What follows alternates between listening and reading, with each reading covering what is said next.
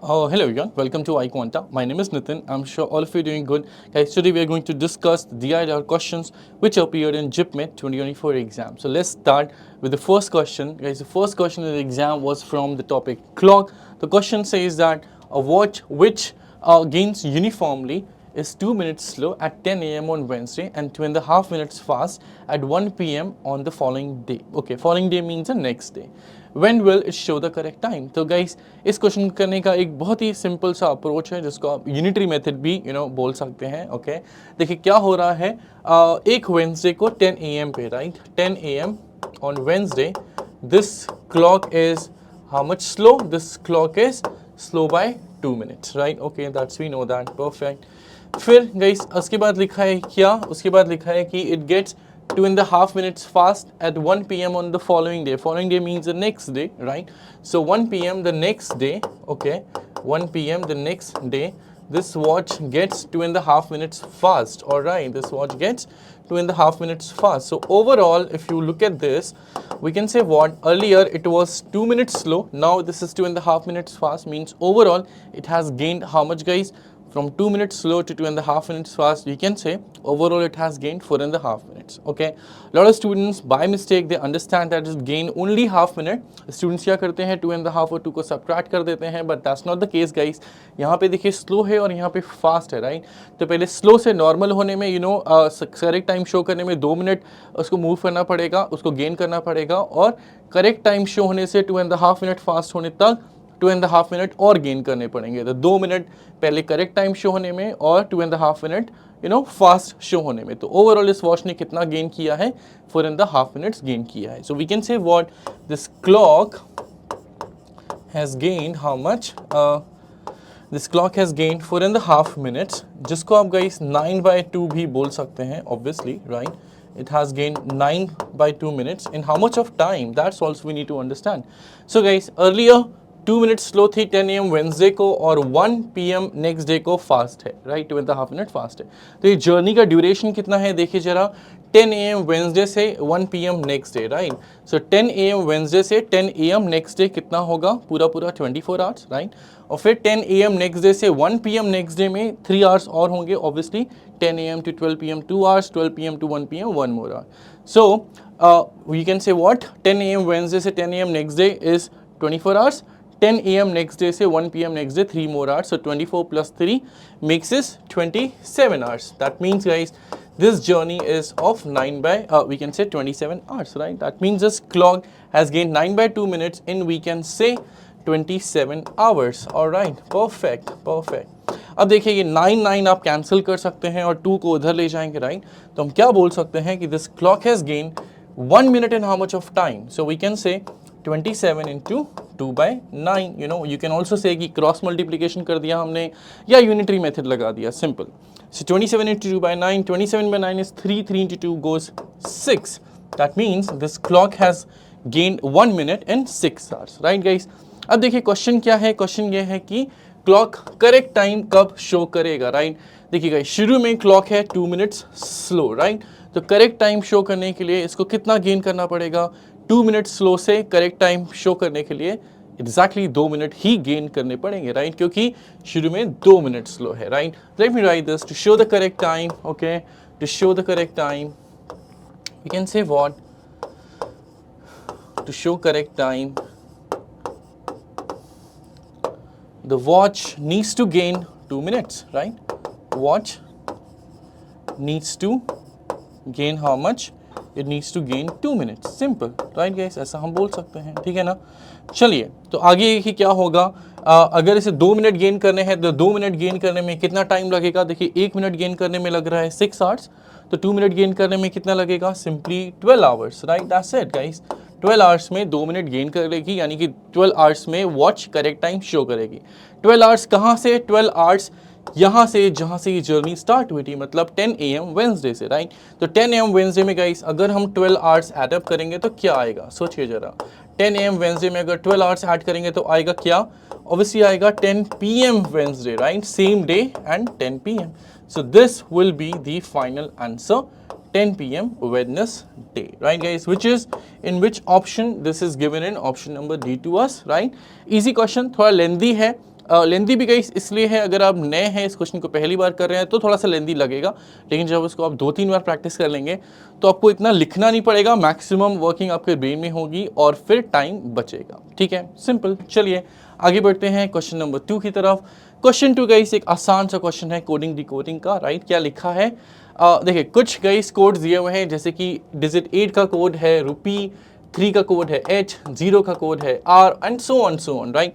लेकिन कुछ एक्सेप्शंस हैं, जैसे कि एक्सेप्शन 1 में लिखा है कि if a number begins and ends with a non zero odd digit then the first and last digits are to be coded as Y and star respectively. Okay, exception 2 क्या है, if a number begins and ends with an even digit including zero, then including zero by the way, right, even में zero भी included है, तो क्या होगा guys, first and last digit का जो कोड होगा वो बीटा एंड एक्स रिस्पेक्टिवली हो जाएगा। तो वैसे तो कोड्स हमें दिए हुए हैं डिजिट्स के, लेकिन कुछ एक्सेप्शन है। एक्सेप्शन क्या है कि अगर फर्स्ट और लास्ट डिजिट ऑड डिजिट है, राइट, फर्स्ट और लास्ट डिजिट ऑड है किसी सीक्वेंस में, तो फिर उनका कोड क्या होगा, पहले का होगा y और दूसरे का लास्ट का होगा स्टार।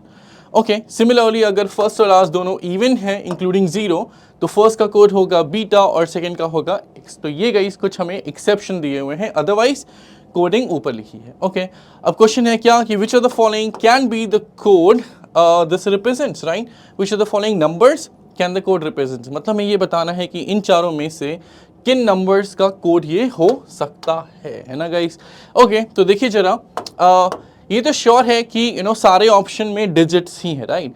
तो गाइस डिजिट्स में क्या होगा, अगर पहला और लास्ट डिजिट दोनों ऑड है तो कंडीशन नंबर 1 लग जाएगी, और पहला और दूसरा दोनों ही इवन है तो कंडीशन नंबर 2 लग जाएगी, राइट। अब देखिए इन सारे ऑप्शन में ऐसा हो भी रहा है।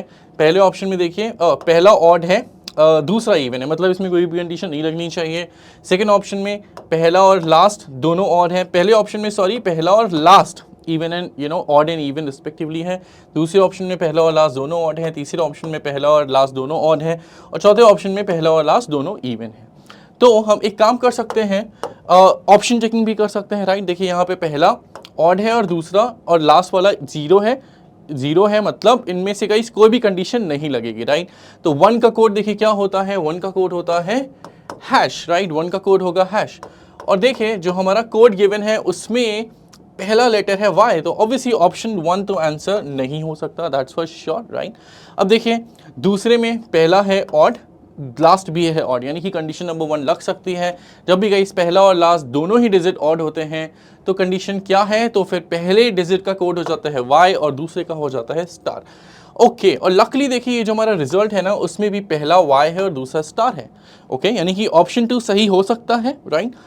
सेम कंडीशन में ऑप्शन 3, ऑप्शन सी भी सही हो सकता है, राइट।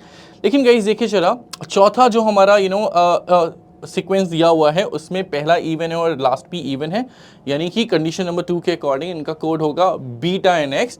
बट हमारे रिजल्ट में हमारा जो कोड गिवन है उसमें पहला y है और लास्ट वाला स्टार है, यानी कि ये जो फोर्थ सीक्वेंस है ये भी नहीं हो सकता। यानी गाइस या तो सीक्वेंस 2 सही है या फिर 3 सही है, that's for sure. Okay, in fact you can do option checking also after that अगर आप ऑप्शन चेकिंग करेंगे तो आपको देखिएगा सिर्फ और सिर्फ ऑप्शन डी ही सही होगा।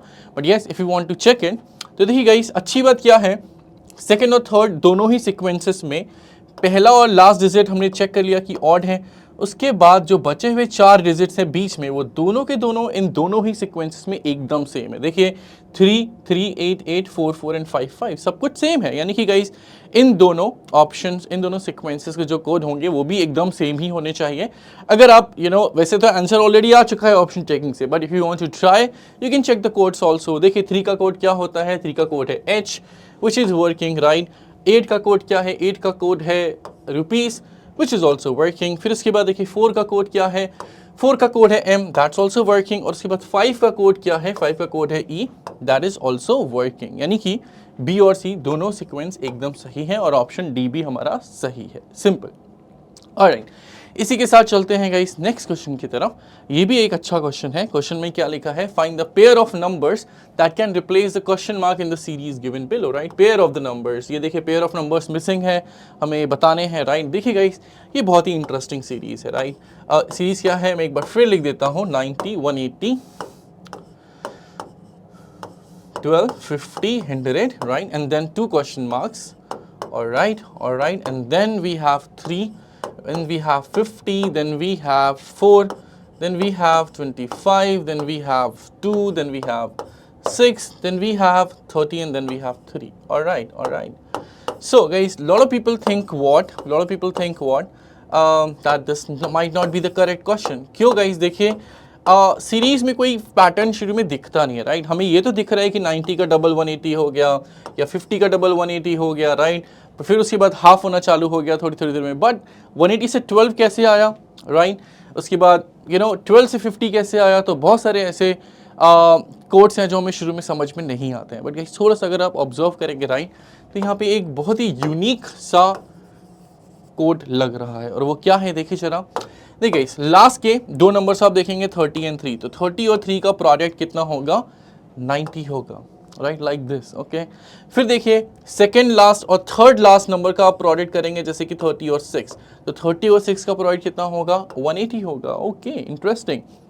इसके बाद फिर देखिए थर्ड लास्ट और फोर्थ लास्ट नंबर का प्रोडक्ट करेंगे, जैसे कि 2 और 6, तो प्रोडक्ट आएगा 12, दैट्स ऑल्सो वर्किंग, राइट। फिर देखिए फोर्थ लास्ट और फिफ्थ लास्ट का प्रोडक्ट देखेंगे, 25 एंड 2, तो आ गया 50, राइट। सिमिलरली 4 और 25 का प्रोडक्ट देखेंगे तो कितना आएगा? 100, that's also working, and so on. So guys these 2 question marks can be calculated now. देखिए in the same way, right, if you take the product of the last 2 numbers 1 by 1 from the end, तो देखिए क्या हो रहा है, next 2 number क्या है हमारे लास्ट से? 50 एंड 4, जिनका प्रोडक्ट कितना होता है? 200, यानी कि फर्स्ट क्वेश्चन मार्क आ गया हमारा 200। Good to see that, right. उसके बाद फिर देखिए फिर से लास्ट 2 नंबर्स देखेंगे 3 एंड 50, ओके, तो इसका प्रोडक्ट कितना आएगा? 150, and that's also matching it, right, मतलब that also should be the second question mark 150। So guys answer होना चाहिए 200 and 150। Let's see which option is this. This is option number B. All right, so this is how we did question number 3 as well. Perfect. चलिए guys आगे चलते हैं next question की तरफ। अब next question है हमारा डिस्ट्रीब्यूशन का, जिसको हम मैट्रिक्स अरेंजमेंट भी बोल सकते हैं, राइट। क्वेश्चन में क्या लिखा है एक बार पढ़ते हैं सभी लोग।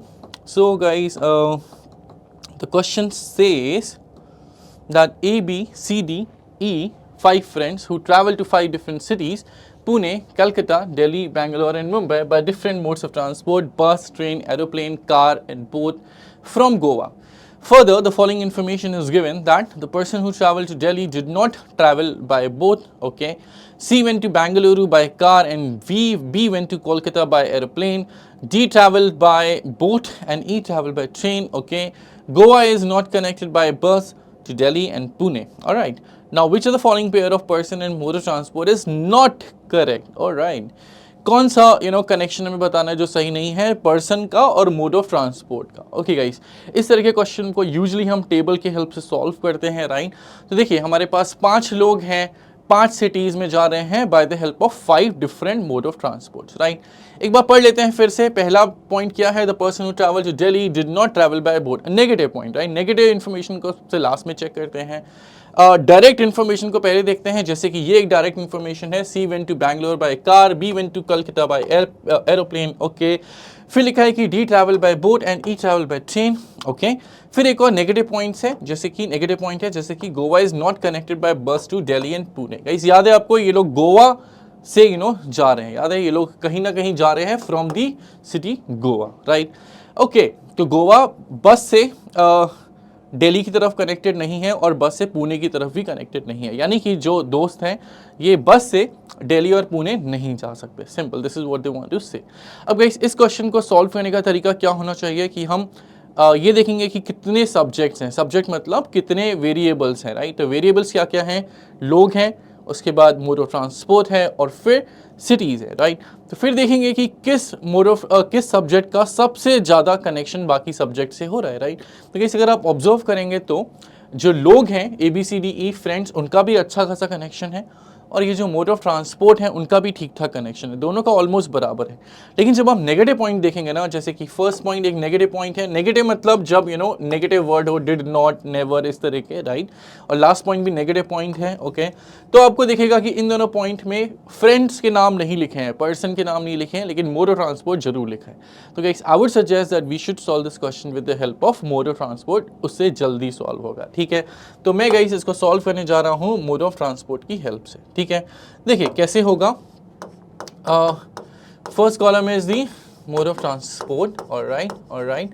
Second column is the name of the people. By second और third column आप कुछ भी रख सकते हैं, important है कि first column आपने सही रखा हो, ठीक है.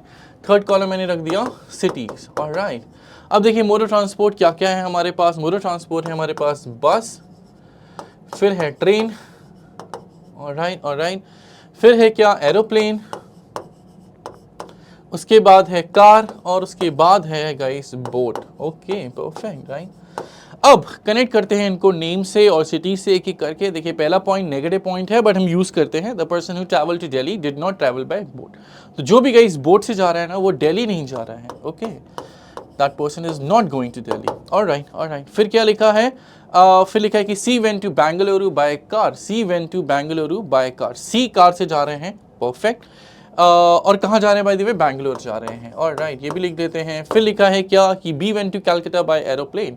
B went to Calcutta by aeroplane. So ये हो गया बी, एरोप्लेन से जा रहे हैं और कहाँ जा रहे हैं, कैलकाटा जा रहे हैं. ओके, फिर नेक्स्ट पॉइंट में लिखा है क्या, D travel by boat. So D is travelling by boat, here should be D, and E travel by train. So here should be E. That's it. Last point एक negative point है, but guys let me tell you, जो question था ना वो solve हो चुका है, right. आपको पूरा टेबल फिल करने की जरूरत नहीं है. जो फाइनल क्वेश्चन है वो सिर्फ किसके बारे में है, पर्सन और मोड ऑफ ट्रांसपोर्ट के बारे में, राइट. तो देखिए 4 लोगों का मोड ऑफ ट्रांसपोर्ट आ गया, सिर्फ एक ही मोड ऑफ ट्रांसपोर्ट बचा है, बस. तो ऑब्वियसली कौन सा पर्सन बचा है, ए, that must be going via the bus. That's it, right? Question क्या था, कौन सा ऑप्शन सही नहीं है, राइट.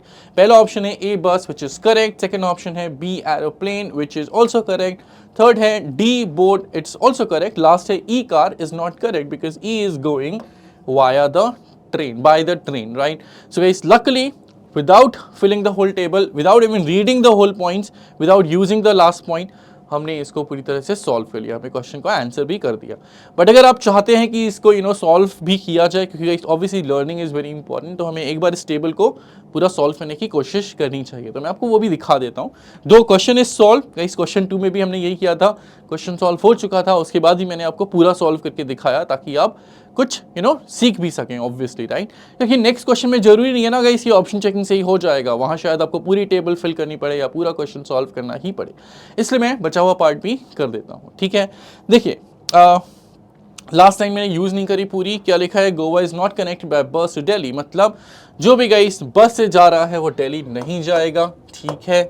जो बस से जा रहा है वो दिल्ली नहीं जाएगा. चलिए यहाँ पे हम दिल्ली कैंसिल कर देंगे. ओके, फिर क्या लिखा है, ये भी लिखा है कि वो पुणे भी नहीं जाएगा, राइट. जो भी बस से जा रहा है वो पुणे भी नहीं जाएगा. ओके, अब देखिए सिटीज़ वाइज अगर आप देखेंगे तो 3 सिटीज़ अभी भी बचे हैं. कौन कौन से, दिल्ली, पुणे और एक और सिटी है मुंबई, राइट. ओके, तो देखिए जो बस से जा रहा है ए, ना तो वो दिल्ली जा रहा है ना पुणे जा रहा है, तो ऑब्वियसली ही has to go Mumbai, right. अब देखिए जो लास्ट पर्सन है जो बोट से जा रहा है वो दिल्ली नहीं जा सकता.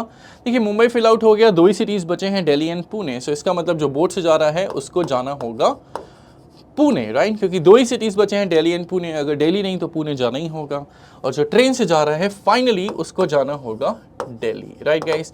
Okay, so I fill the table. Question already solve हो चुका था, राइट. चलिए गाइस आगे बढ़ते हैं to the next problem. Okay, this was a tricky question, not very simple.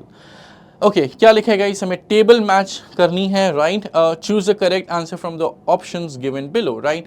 देखिए ये प्रॉब्लम फिगर है जिसमें कि ABCD करके 4 फिगर बने हैं, और ये गाइस लिस्ट 2 है जिसमें मिसिंग नंबर या कैरेक्टर लिखे हैं. देखिए सब में क्वेश्चन मार्क है कि राइट, तो हमें चूज करना है कि यहाँ पे क्वेश्चन मार्क कौन सा फिल होना चाहिए एंड सो ऑन. ओके, देखिए पहली सीरीज कैसी गाइस, अब सब जितने भी सर्कल है ना उसमें 4 नंबर हैं और वो एक सीरीज को फॉलो कर रहे हैं. आप ऐसे समझिए कि वो एक सारे नंबर सीरीज को फॉलो कर रहे हैं. तो फर्स्ट प्रॉब्लम फिगर जो है हमारा, ओके, इसमें नंबर्स क्या हैं. पहला नंबर है 149, ओके. दूसरा नंबर है 175, फिर है 203, राइट. और फिर है क्वेश्चन मार्क जो हमें बताना है ना गाइस. देखिए क्या हो रहा है, इसको आप समझ लीजिए कि डिफरेंट सीरीज है, राइट. पहले डिफरेंस कितना है, 149 से 175, यू कैन से 150, 26 का डिफरेंस है, ऑलराइट. इसके बाद डिफरेंस कितने का है, 28 का डिफरेंस है ना. अब देखिए कितने का डिफरेंस होना चाहिए. इसी तरह से गाइस डिफरेंस 2 करके इंक्रीज हो रहा है, 26 से 28. तो नेक्स्ट डिफरेंस कितना हो जाएगा, ऑब्वियसली 30 हो जाएगा, right. So 203 plus 30 has to be 233. So which option is matching the most here? So if you look at this guys, इसका होना चाहिए आंसर 233, यानी कि ए का मैचिंग हो रहा है ऑप्शन नंबर, या बोल सकते हैं मिसिंग नंबर 4, ओके, या कैरेक्टर नंबर 4, ऐसे हम बोल सकते हैं। अब आप चाहो तो इससे ऑप्शन एलिमिनेट भी कर सकते हो, राइट। अभी तो गाइस ऑप्शन सी और डी एलिमिनेट हो रहे हैं, right. I am sure you can see that option A और बी सही जा रहे हैं, ऑप्शन सी और डी एलिमिनेट हो रहे हैं। We should always use this kind of tricks, right.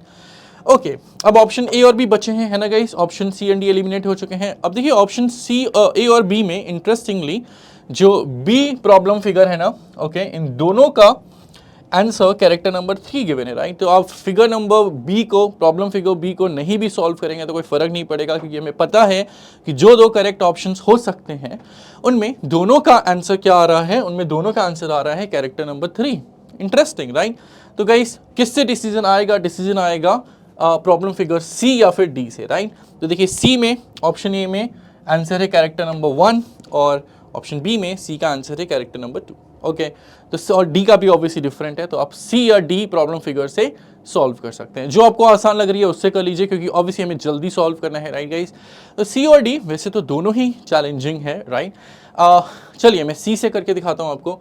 सी में क्या लिखा है? The series is like 0 then 7 and then 26 and then next is what we have to find it out, okay guys. अब थोड़ा सा अगर ऑब्जर्व करेंगे ना, तो ये जितने भी नंबर्स है ना, ये परफेक्ट क्यूब्स के बहुत ही क्लोज है। ये 1 के क्लोज है, ये 2, ये 8 के क्लोज है, 8 इज अ क्यूब ऑफ 2। ये 27 के क्लोज है, which is a cube of 3, right. So we can say this is as 1 cube minus 1. To this you can say 2 cube minus 1 and to this we can say 3 cube minus 1. तो guys ये तो एक general form है n cube minus 1 where n is the consecutive natural number starting from 1, right? तो next term क्या होना चाहिए? Obviously the next term has to be 4 cube minus 1. 4 cube is 64 minus 1 has to be 63. Interesting, right guys? Very interesting. So the answer for this is 63, which is which number character, by the way? 63 is character number 1. Okay, so problem figure C is character number 1. That means guys, which option is correct? Obviously option A is correct, because in this problem figure C is matching with character number 1. Option B goes wrong. That's it. So guys, option checking से भी आप इसको solve कर सकते हैं। आप सबसे easy वाले जो आपको प्रॉब्लम फिगर सॉल्व करने के लिए दिख रहे हैं, पहले उसको सॉल्व कीजिए और उससे ऑप्शन चेकिंग करके सॉल्व कर लीजिए, खत्म। आंसर करना है, हमें कोई रिसर्च नहीं करनी है ऑब्वियसली। बट हाँ guys, again coming to the learning part, right. हो सकता है कि अगली बार कुछ और हो जाए तो हमें ये सॉल्व करना पड़ जाए, या फिर अगली बार ये आसान हो और बाकी टफ हो तो शायद इन्हीं को पहले सॉल्व करना पड़ जाए। तो गाइस बी और डी भी मैं सॉल्व करके दिखा देता हूँ, डोंट वरी, राइट। चलिए नेक्स्ट स्लाइड में करता हूँ मैं बी और डी को भी। बी में क्या है देखिए जरा। बी में सीरीज है 3 then question mark then 81 then 65 61, okay okay. देखिए इसको आप क्या बोल सकते हैं? ओके अभी तो कुछ नहीं दिखता मुझे। May be we can say this as 9 square, right. This is 9 square actually, and you know what, this one is 81 square guys. अगर आप 6561 को सॉल्व करके देखेंगे या प्राइम फैक्टराइज करके देखेंगे तो आपको दिखेगा कि दिस इज 81 square, और you can say what, you can also say this is 3 raised to the power 8, right. Okay चलिए सबको 3 की पावर में ही अगर कन्वर्ट करें, सो this is 3 raised to power 1, this is 3 raised to power 4, and this one is 3 raised to the power 8. Alright guys, this is 3 raised to power 8. 81 is square, 81 is 3 raised to power 4, so 4 power and power gets multiplied, that means 3 raised to power 4 into 2, which is 3 raised to power 8. So guys जो powers है ना, वो आप देख रहे हो वो twice होती जा रही हैं। मतलब यहाँ पे जो पावर होगी वो क्या होनी चाहिए? यहाँ पे जो पावर होगी आप कह सकते हैं कि ये होनी चाहिए 3 square, राइट। पहले पावर 1 है, फिर 2 है, फिर 4 है और फिर 8 है। पावर जो है वो डबल होता जा रहा है, सिंपल। तो 3 square की वैल्यू कितनी हो जाएगी? It should be nothing but 9, that's it. So yes we can say what, जो प्रॉब्लम फिगर बी है उसका मैचिंग क्या होगा गाइस? 9, यानी कि कैरेक्टर नंबर 3। Okay fine. अब चाहो तो प्रॉब्लम फिगर डी को भी हम सॉल्व कर सकते हैं। सो प्रॉब्लम फिगर डी में क्या है? द सीरीज इज, पहले ही क्वेश्चन मार्क है, फिर है 9, फिर है ओके मे बी गाइस ये भी हो सकता है कि क्वेश्चन मार्क जो है वो इस सीरीज का लास्ट टर्म हो, या ये भी हो सकता है कि क्वेश्चन मार्क इस सीरीज का फर्स्ट टर्म हो, कुछ भी हो सकता है। ऑप्शन अगर आप देखोगे तो 9 से कम तो किसी भी कैरेक्टर में नंबर नहीं लिखा है, मतलब कि ये क्वेश्चन मार्क ये सीरीज का लास्ट नंबर ही होना चाहिए, राइट। तो एक बार फिर से सीरीज बनाते हैं 9, 13, 22। ओके, इसमें मुझे लगता है क्योंकि डिफरेंस बहुत कम है तो डिफरेंसेस लिख लेने चाहिए। First difference is 4, second difference is 9। Okay, 4 you can say is 2 square and 9 is 3 square. So the next difference has to be 4 square which is nothing but 16. तो हमने 16 add up किया, right, क्योंकि ये differences हैं। तो 22 plus 16 gives us how much? 38. Yes, perfect. तो guys यानी कि लास्ट प्रॉब्लम फिगर का आंसर होगा कैरेक्टर नंबर 2, जो कि ऑप्शन 1 में परफेक्टली मैच हो रहा है। तो इस तरह से हमने क्वेश्चन नंबर 5 पूरी तरह से समझ लिया। परफेक्ट। क्वेश्चन नंबर 6 में आ जाते हैं गाइस। ये भी लेटर सीरीज और आप कह सकते हैं लेटर और नंबर सीरीज का कॉम्बिनेशन है, राइट, जिसमें क्या लिखा है? Find the missing term that can replace the question mark in the series given below. Okay guys, इन सारी सीरीज का अगर आप फर्स्ट कैरेक्टर देखेंगे जो कि एक लेटर है, राइट, जैसे कि ए बी डी और फिर क्वेश्चन मार्क और फिर के। ओके, और अगर मैं इन सारे के सारे कॉम्बिनेशंस का लास्ट टर्म देखूं तो क्या है गाइस? पहली सीरीज में पहले कॉम्बिनेशन में लास्ट टर्म है y, दूसरे कॉम्बिनेशन में लास्ट टर्म है v, और फिर है r, और फिर है क्वेश्चन मार्क, और फिर है क्या? g। ओके, अब देखते हैं क्या हो रहा है, right. a is we can say 1, b is 2, this is 4। Okay, k we know is 11। Alright, तो गाइस यहाँ पे देखिए क्या है, पहले 1 ऐड हुआ, फिर 2 ऐड हुआ। Okay, so maybe this can be a pattern 1 plus 2 and then maybe plus 3. Okay, and then in this way it should be plus 4, but is it matching? Is it perfectly matching with everyone or not? Let's see that. So 4 plus 3 has to be 7. Okay, 7, right? And guys, yeah, it looks matching. Yes, 1 plus 2, 1 plus 1 is 2, 2 plus 2 is 4, 2 plus 3 is 7, 7 plus 4 is 11, perfectly matching, right? And which is the seventh letter, by the way? The seventh letter we know is G. All right. So in this way, guys, you can see that option B and C both are eliminated, right? Option elimination should be one of the keys for solving the question in exam में तो option elimination use करना ही चाहिए। okay, last letter देखते हैं जरा इन सारे combinations में। तो इसमें अगर आप पोजिशनल वैल्यू लिखेंगे तो y is 25, v is 22, r is 18, then question mark and then 7. okay, so first we have -3, okay, then we have -4, then we don't know, तो गाइस इस सीरीज में क्या ऐसा होगा? -3, -4, -5, -6? एक बार लिख के देख लेते हैं, फिर जो होगा देखा जाएगा, राइट। नहीं होगा तो कुछ और सोचेंगे, सिंपल। तो देखिए क्या हो रहा है यहाँ पे गाइस, अगर आप 18 - 5 करेंगे तो आएगा 13, और 13 - 6 करेंगे तो आएगा 7, यानी कि ये भी परफेक्टली मैच कर गया। Interesting, right. सो 13th लेटर कौन सा होता है? M। ओके, बट गाइस यहाँ पे ना हमें कोई फायदा नहीं हुआ ज़्यादा, क्योंकि पहले ऑप्शन में भी लास्ट लेटर M है और लास्ट ऑप्शन में भी लास्ट लेटर M ही है। मतलब ये जो नंबर सीरीज चल रही है ना, ये जो नंबर है इससे भी हमें सॉल्व करना ही पड़ेगा।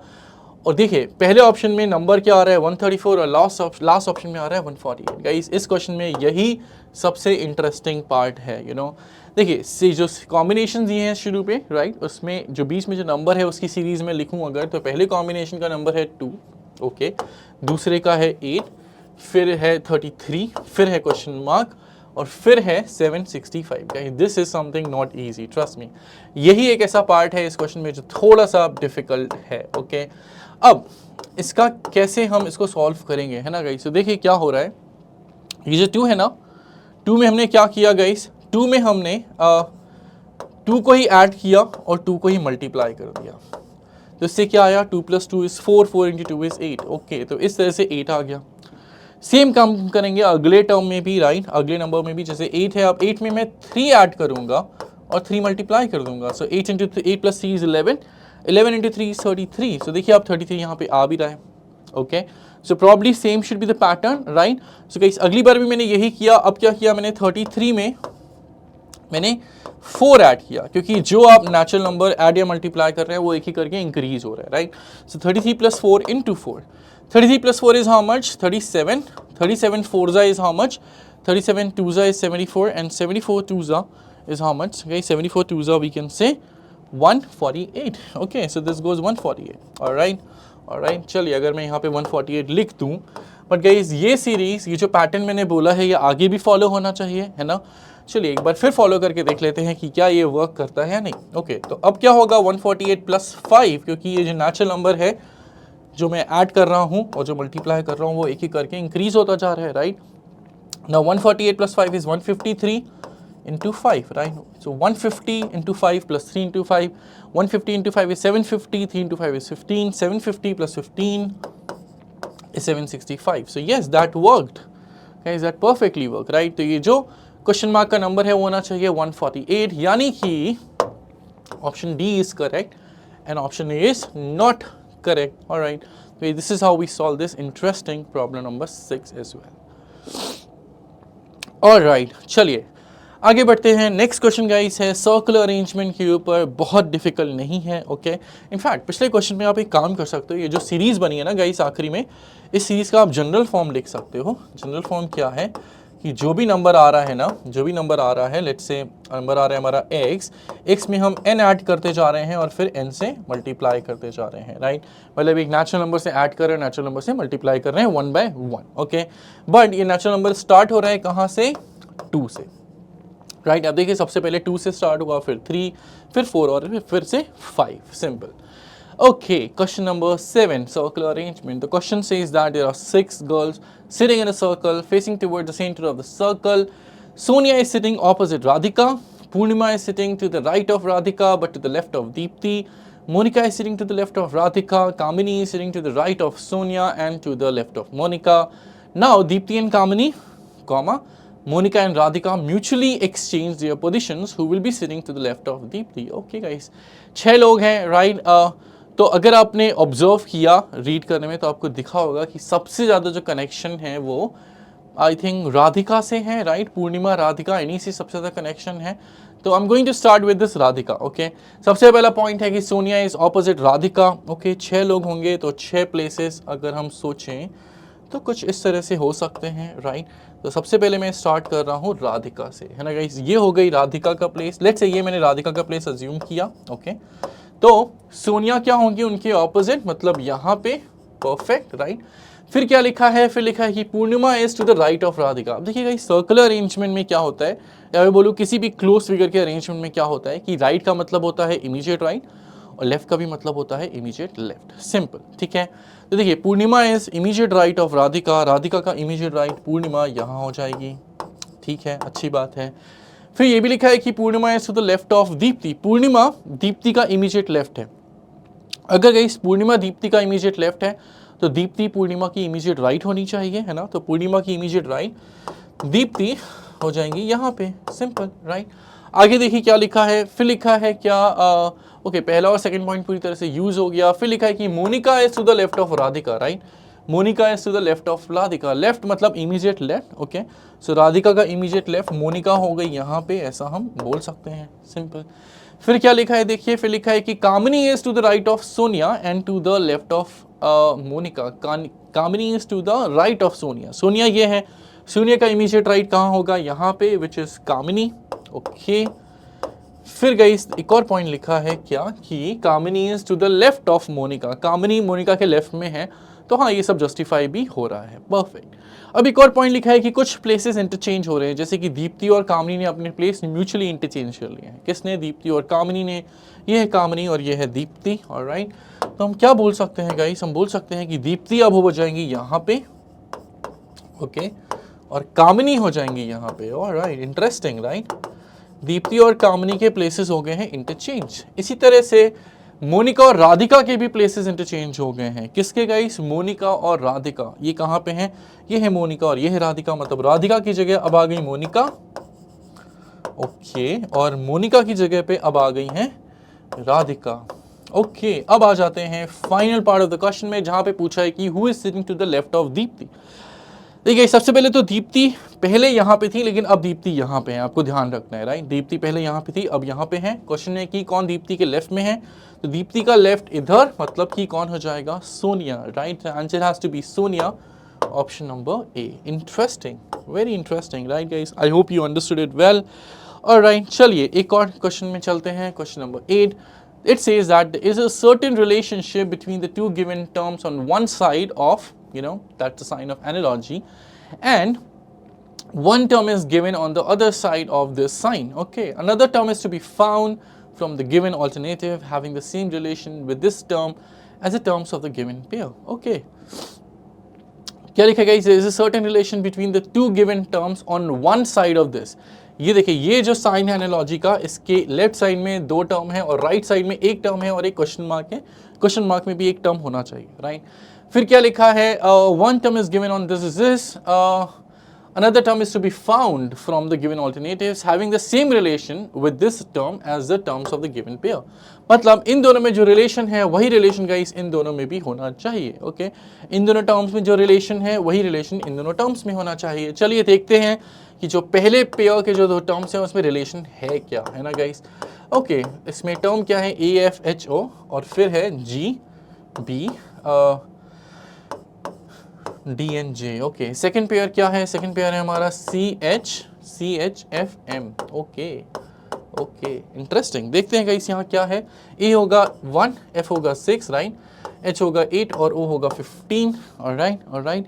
यहाँ देखिए G है 7, B है 2, D है 4 और J है क्या? 10. ओके, क्या कोई गाइस यूनिक पैटर्न है? यूनिक पैटर्न तो नहीं है, बट जो भी है एक बार देखते हैं. 1 से 7 आया, प्रॉब्ली +6. ओके, 6 से 2 आया, -4. 8 से 4 आया, फिर से -4 और 15 से 10 आया, -5. ओके गाइस, देखिए बहुत पर्टिकुलर, बहुत एक डेफिनेट या मैं बोलूँ स्ट्रक्चरल पैटर्न तो नहीं है, बट जो है गाइस उसी से अगर आंसर आ जाएगा तो हम उसको टिक कर देंगे. चलिए सेम पैटर्न यहाँ पे लगाते हैं. Bye the way, C is 3, H is 8, F is 6 and M is 13. सबसे पहले तो गाइस यही पैटर्न, पहले लेटर में हमने किया +6, तो 3 + 6 is 9. ओके, फिर 6 दूसरे लेटर में -4, सो 8 - 4 गिव्स अस 4. फिर तीसरे लेटर में भी -4, so 6 - 4 is 2. And last one is 15 - 5 is 10, so 13 - 5 is 8. Okay, अब ये लेटर्स देखते हैं कौन से हैं. तो guys, 9th letter we know is I, 4th letter is D, 2nd letter is B, and 8th letter is we know H. The answer has to be IDBH. Is it any of the options? IDBH? Yes, option number D, right. In fact guys, पहले letter से ही शुरू के 3 option cancel हो रहे थे, right? Okay, perfect. Anyways, the answer has to be option number D of this question number 8. Question number 9 guys, ये question number series के ऊपर है. आप देख सकते हैं कि लिस्ट 1 में 4 सीरीज़ हैं और लिस्ट 2 में इन सीरीज़ में जो मिसिंग टर्म है वो गिवन है, राइट? तो इन क्वेश्चन को सॉल्व करने के लिए आप ऑप्शन चेकिंग भी जरूर डेफिनेटली यूज़ कर सकते हैं, क्योंकि अगर हम चारों सीरीज़ को सॉल्व करेंगे तो टाइम ज़्यादा लग सकता है. तो ऑप्शन चेकिंग डेफिनेटली यूज़ करना चाहिए, राइट? देखिए, ऑप्शन ए और बी में पहली सीरीज़ का आंसर है 3, ऑप्शन सी और डी में पहली सीरीज़ का आंसर है 4. अब एक काम और कर सकते हैं कि आपको जो सीरीज़ सबसे आसान लग रही है वहाँ से स्टार्ट कीजिए. वैसे मुझे सबसे आसान पहली सीरीज़ ही लग रही है, राइट? देखिए, पहली सीरीज़ में क्या है? टर्म है 8, फिर है 13, फिर है 21, फिर है 42 और फिर है 21 के बाद 32. ओके गाइस, उसके बाद है हमारे पास 32 के बाद है 46. ओके, और फिर है क्या? 63 और नेक्स्ट टर्म चाहिए, राइट? अब हम क्या करेंगे, इन सारी टर्म्स के कॉन्जिक्यूटिव टर्म्स का डिफरेंस निकाल के देखते हैं. ओके, तो 8 और 13 का डिफरेंस है 5 और 22 का है 5 और 21 का डिफरेंस है 8, राइट? फिर नेक्स्ट डिफरेंस है 11, इसी तरह से नेक्स्ट डिफरेंस है हमारा 14 और 46 और 63 के बीच का डिफरेंस है 70. तो गाइस, डिफरेंसेस देखिए क्या चल रहे हैं. पहला डिफरेंस था 5, फिर आया 8, फिर आया 11, फिर आया 14, फिर आया 17. तो ऑब्वियसली नेक्स्ट डिफरेंस क्या होना चाहिए? 20 होना चाहिए, है ना? ओके, फिर देखिए, अगर नेक्स्ट डिफरेंस 20 है ना, तो हम क्या बोलेंगे? 63 में नेक्स्ट नंबर क्या होना चाहिए? 63 + 20 which has to be 83, right? तो गाइस, पहले जो पहली सीरीज़ है लिस्ट ए में, उसका आंसर होगा क्या? 83. 83 कहाँ पे है? देखिए, 83 है 3rd नंबर पे सीरीज़ 2 में, ऐसा हम देख सकते हैं, राइट? तो हम क्या बोलेंगे गाइस? यहाँ से हम बोल सकते हैं कि फर्स्ट ए का ऑप्शन ए का आंसर होना चाहिए क्या? 3, राइट? अब देखिए, ये किस ऑप्शन में बेस्ट मैच हो रहा है? ऑप्शन ए और बी में, यानी कि ऑप्शन सी और डी हो गए हमारे cancel out, right? So yes, these kind of things which you can use for solving the question. अब देखिए, इसके बाद कौन सी सीरीज यूज करनी चाहिए? देखिए, ऑप्शन ए और बी में दोनों में ही सीरीज बी का आंसर है 1, राइट? यानी कि सीरीज बी हमें चेक करने की जरूरत ही नहीं है. ओके, और ऑप्शन ए और बी में सीरीज सी और डी दोनों का आंसर डिफरेंट है। तो सीरीज सी और डी में से कोई भी एक देख लीजिए जो आसान लग रही है, राइट। मुझे कहीं ज़्यादा आसान सीरीज सी और डी में लग रही है वैसे सीरीज डी, राइट। कैसे, देखिए जरा सीरीज डी भी मैं आपको दिखाता हूँ सॉल्व करके। सीरीज डी में क्या हो रहा है, सीरीज डी में सीरीज है 6, फिर है 13, ओके, फिर उसके बाद है टर्म हमारा 25, फिर है 51 और नेक्स्ट टाइम अपने को फाइंड आउट करना है, राइट। अब भाई 6 का अगर आप डबल करेंगे और उसमें +1 कर देंगे तो आ जाएगा 13। सिमिलरली 13 में डबल करेंगे और -1 कर देंगे तो आ जाएगा 25। सिमिलरली 25 में डबल करेंगे और +1 कर देंगे तो आ जाएगा 51। इन अ सेम वे गाइस, आप देख रहे हो पहले क्या हुआ, डबल +1, फिर हुआ डबल -1, फिर हुआ डबल +1, तो ऑब्वियसली अब क्या होना चाहिए, अब होना चाहिए इसी तरह से डबल -1, राइट। तो डबल -1 अगर हमने किया किस में, 51 में, 51 का डबल है 102, -1 कितना हो जाएगा 101, राइट। तो यानी कि सीरीज डी का आंसर होगा 101 which is option number 2, right. First का आंसर था 3 और सेकंड का आ गया 1, सॉरी सीरीज ए का आंसर है 3 और सीरीज डी का आंसर है 2। तो इस तरह से गाइस कौन सा ऑप्शन बेस्ट है, ऑप्शन सी और डी तो हम पहले ही एलिमिनेट कर चुके थे, याद है आपको। तो ऑप्शन ए और बी में देखिए सीरीज डी का आंसर यहाँ पे है 2 और यहाँ पे है 4, यानी कि सही आंसर हो गया ऑप्शन बी, ना कि ऑप्शन ए, ओके। तो इस तरह से ये क्वेश्चन हम सॉल्व कर चुके हैं। बट येस, जैसे कि हम पिछले क्वेश्चन में भी कर रहे थे, हम सिर्फ क्वेश्चन सॉल्व नहीं कर रहे हैं, हम क्वेश्चन को पूरी तरह से समझने की कोशिश कर रहे हैं। मतलब कि जो 2 सीरीज बची हैं एक बार उनको भी डिस्कस कर लेते हैं, क्योंकि यू नेवर नो एग्जाम में शायद इन्हीं दोनों सीरीज पे क्वेश्चन आ जाए, तो हमें इन दोनों सीरीज का भी एक्सप्लेनेशन आना चाहिए, ठीक है गाइस। चलिए वो भी मैं आपको बता देता हूँ। सीरीज बी क्या है, देखिए जरा, सीरीज बी है 20, 80, 30, 60, 40 एंड सो ऑन, राइट। तो इसको मैं 2 सीरीज़ में डिवाइड कर रहा हूँ, ठीक है। मैं क्या करूँगा, मैं 2 सीरीज़ में डिवाइड कर रहा हूँ, कैसे, ऑल्टरनेट टर्म्स की हेल्प से, ठीक है। पहले मैंने पहली सीरीज़ ली first term, third term, fifth term and 7th term की हेल्प से, राइट। ऑल्टरनेट टर्म्स ले लिए, जैसे कि 20, फिर है 30, फिर है 40 और फिर है 50। ये हो गई हमारी पहली सीरीज, राइट। दूसरी सीरीज सेकंड टर्म से स्टार्ट करते हुए ऑल्टरनेट टर्म्स लेंगे, राइट। जैसे कि पहली सीरीज है 80, फिर है 60, ओके, फिर है क्वेश्चन मार्क और फिर है क्या 20, राइट। तो आप देख सकते हैं गाइस कि पहली सीरीज में सारे टर्म्स जो है वो +10 हो रहे हैं, है ना। और सेकेंड सीरीज में अगर आप ऑब्जर्व करेंगे तो सारे टर्म -20 हो रहे हैं, राइट। तो 80 - 20 60, 60 - 20 we can say is 40 and then 40 - 20 is also 20 and so on, right. यानी कि क्वेश्चन मार्क में क्या होना चाहिए, 40 होना चाहिए, सिंपल। तो सीरीज बी का आंसर हो जाएगा लिस्ट 2 में ऑप्शन लिस्ट 2 में इसका आंसर होगा ए, जो कि ऑप्शन बी में बेस्ट मैच भी हो रहा है ना गाइस, सिंपल। ओके, सीरीज 3 भी एक बार देख लेते हैं। सीरीज 3C में भी गाइस मैं यही काम करने जा रहा हूँ। I am going to take 2 series by the help of the alternate numbers, right. तो देखिए जरा, पहली सीरीज में क्या होगी, अगर मैं ऑल्टरनेट नंबर्स लूँ तो पहली सीरीज होगी 0, फिर है 3, ओके, फिर है 8, फिर है 15, ओके, फिर है 24 और फिर क्वेश्चन मार्क है, ओके। दूसरी सीरीज देखिए क्या है, दूसरी सीरीज में पहला टर्म है 2, फिर है 5 और राइट, फिर है उसके बाद 10, फिर है 10 के बाद है 17 और 17 के बाद है 26, ओके गाइस। देखिए आंसर पहली सीरीज से आएगा, तो पहली सीरीज एक बार चेक कर लेते हैं। पहली सीरीज में डिफरेंसेस कैसे जा रहे हैं, 0 से 3 डिफरेंसेस 3 है ना गाइस। दूसरी सीरीज में डिफरेंस क्या है, 3 to 8 मतलब कि 5, फिर 5 to 17, 5 to 50, सॉरी 8 to 15 मतलब 7, 15 to 24 मतलब 9, यानी कि नेक्स्ट डिफरेंस होना चाहिए क्या, 11 है ना गाइस। तो 24 + 11 कितना हो जाएगा, we can say it has to be 35, simple, right guys. आप चाहो तो दूसरी सीरीज को भी चेक कर सकते हो। दूसरी सीरीज में डिफरेंस कितना आ रहा है, पहला डिफरेंस है 3 का, फिर है 5 का, फिर है 7 का और फिर है 9 का। तो नेक्स्ट डिफरेंस होगा 11, मतलब नेक्स्ट टर्म होगा 37, जो हमें निकालना नहीं है। निकालना क्या था, क्वेश्चन मार्क, जो कि कितना आया 35, यानी कि ऑप्शन 4, जो कि गाइस आप देख सकते हो कि ऑप्शन बी में परफेक्टली मैच कर रहा है, राइट। तो finally we can say answer of this question is option number B. Okay, let's move to the next problem, question number 10. Based on coding decoding, they are saying the code of green is something given. Okay, let me check it.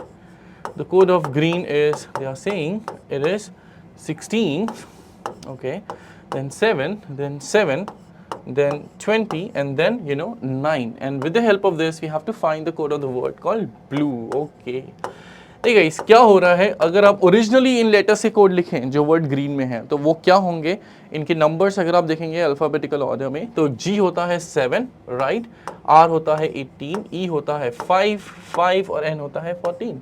तो देखिए क्या हो रहा है guys, उन्होंने सबसे पहले इन letters में +2 किया है और फिर उनको रिवर्स ऑर्डर में लिख दिया है। For example 7 + 2 is 9 written in the reverse order, right? 18 + 2 is 20 written here, 5 + 2 is 7, 5 + 2 is 7 and 14 + 2 is 16, right? Simple.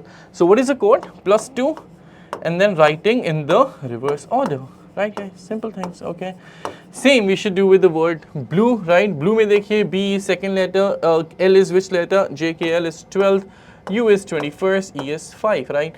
So 2 + 2 is 4, मैं सातवीं रिवर्स ऑर्डर में भी लिख दे रहा हूँ, right? 12 + 2 is 14, 21 + 2 is 23 and 5 + 2 is again 7. So answer is 7, 23, 14 and 4, which is option number A, है ना guys? Option number A. Simple question, I'm sure आपको इजीली समझ में आ गया होगा। क्वेश्चन 11 में चलते हैं।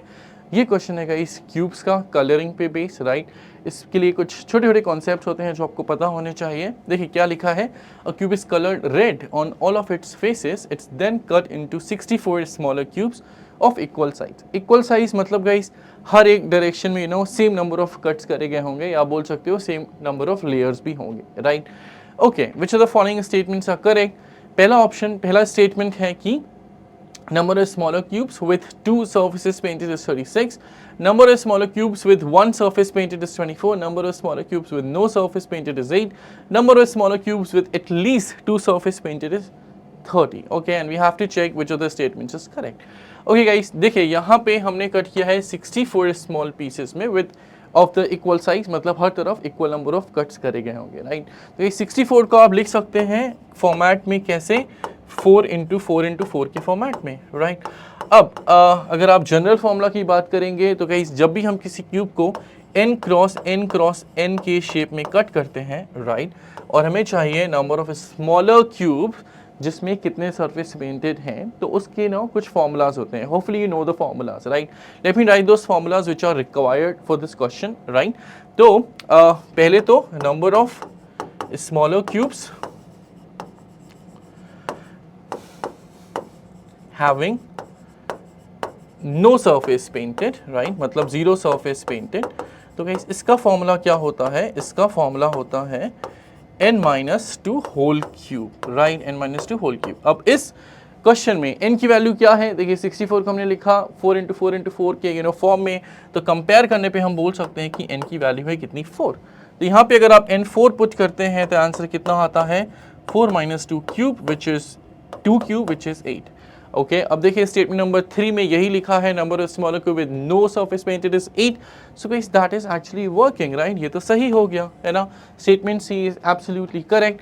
ओके, अब आ जाते हैं number of smaller cubes having 1 surface painted. Okay, I am really sure आप लोगों को ये फॉर्मूलाज पता होंगे, नहीं पता है तो एक बार प्लीज इस कॉन्सेप्ट को पढ़ लीजिएगा before coming to this question. Okay, now number of smaller cubes having 1 surface painted, तो इसका फॉर्मूला होता है क्या guys, 6 × n-2 whole square, right? Okay, तो 6 × n-2 होल स्क्वायर, n की वैल्यू यहाँ कितनी है, 4, तो हम पुट करेंगे 4 - 2 स्क्वायर इज 4 × 6 इज 24, राइट? अब देखिए स्टेटमेंट 2 इसके बारे में बात कर रहा है, number of smaller cubes with 1 surface painted is 24, हमारा भी 24 आया, यानी कि स्टेटमेंट नंबर बी भी क्या है गाइस, सही है, परफेक्ट, राइट?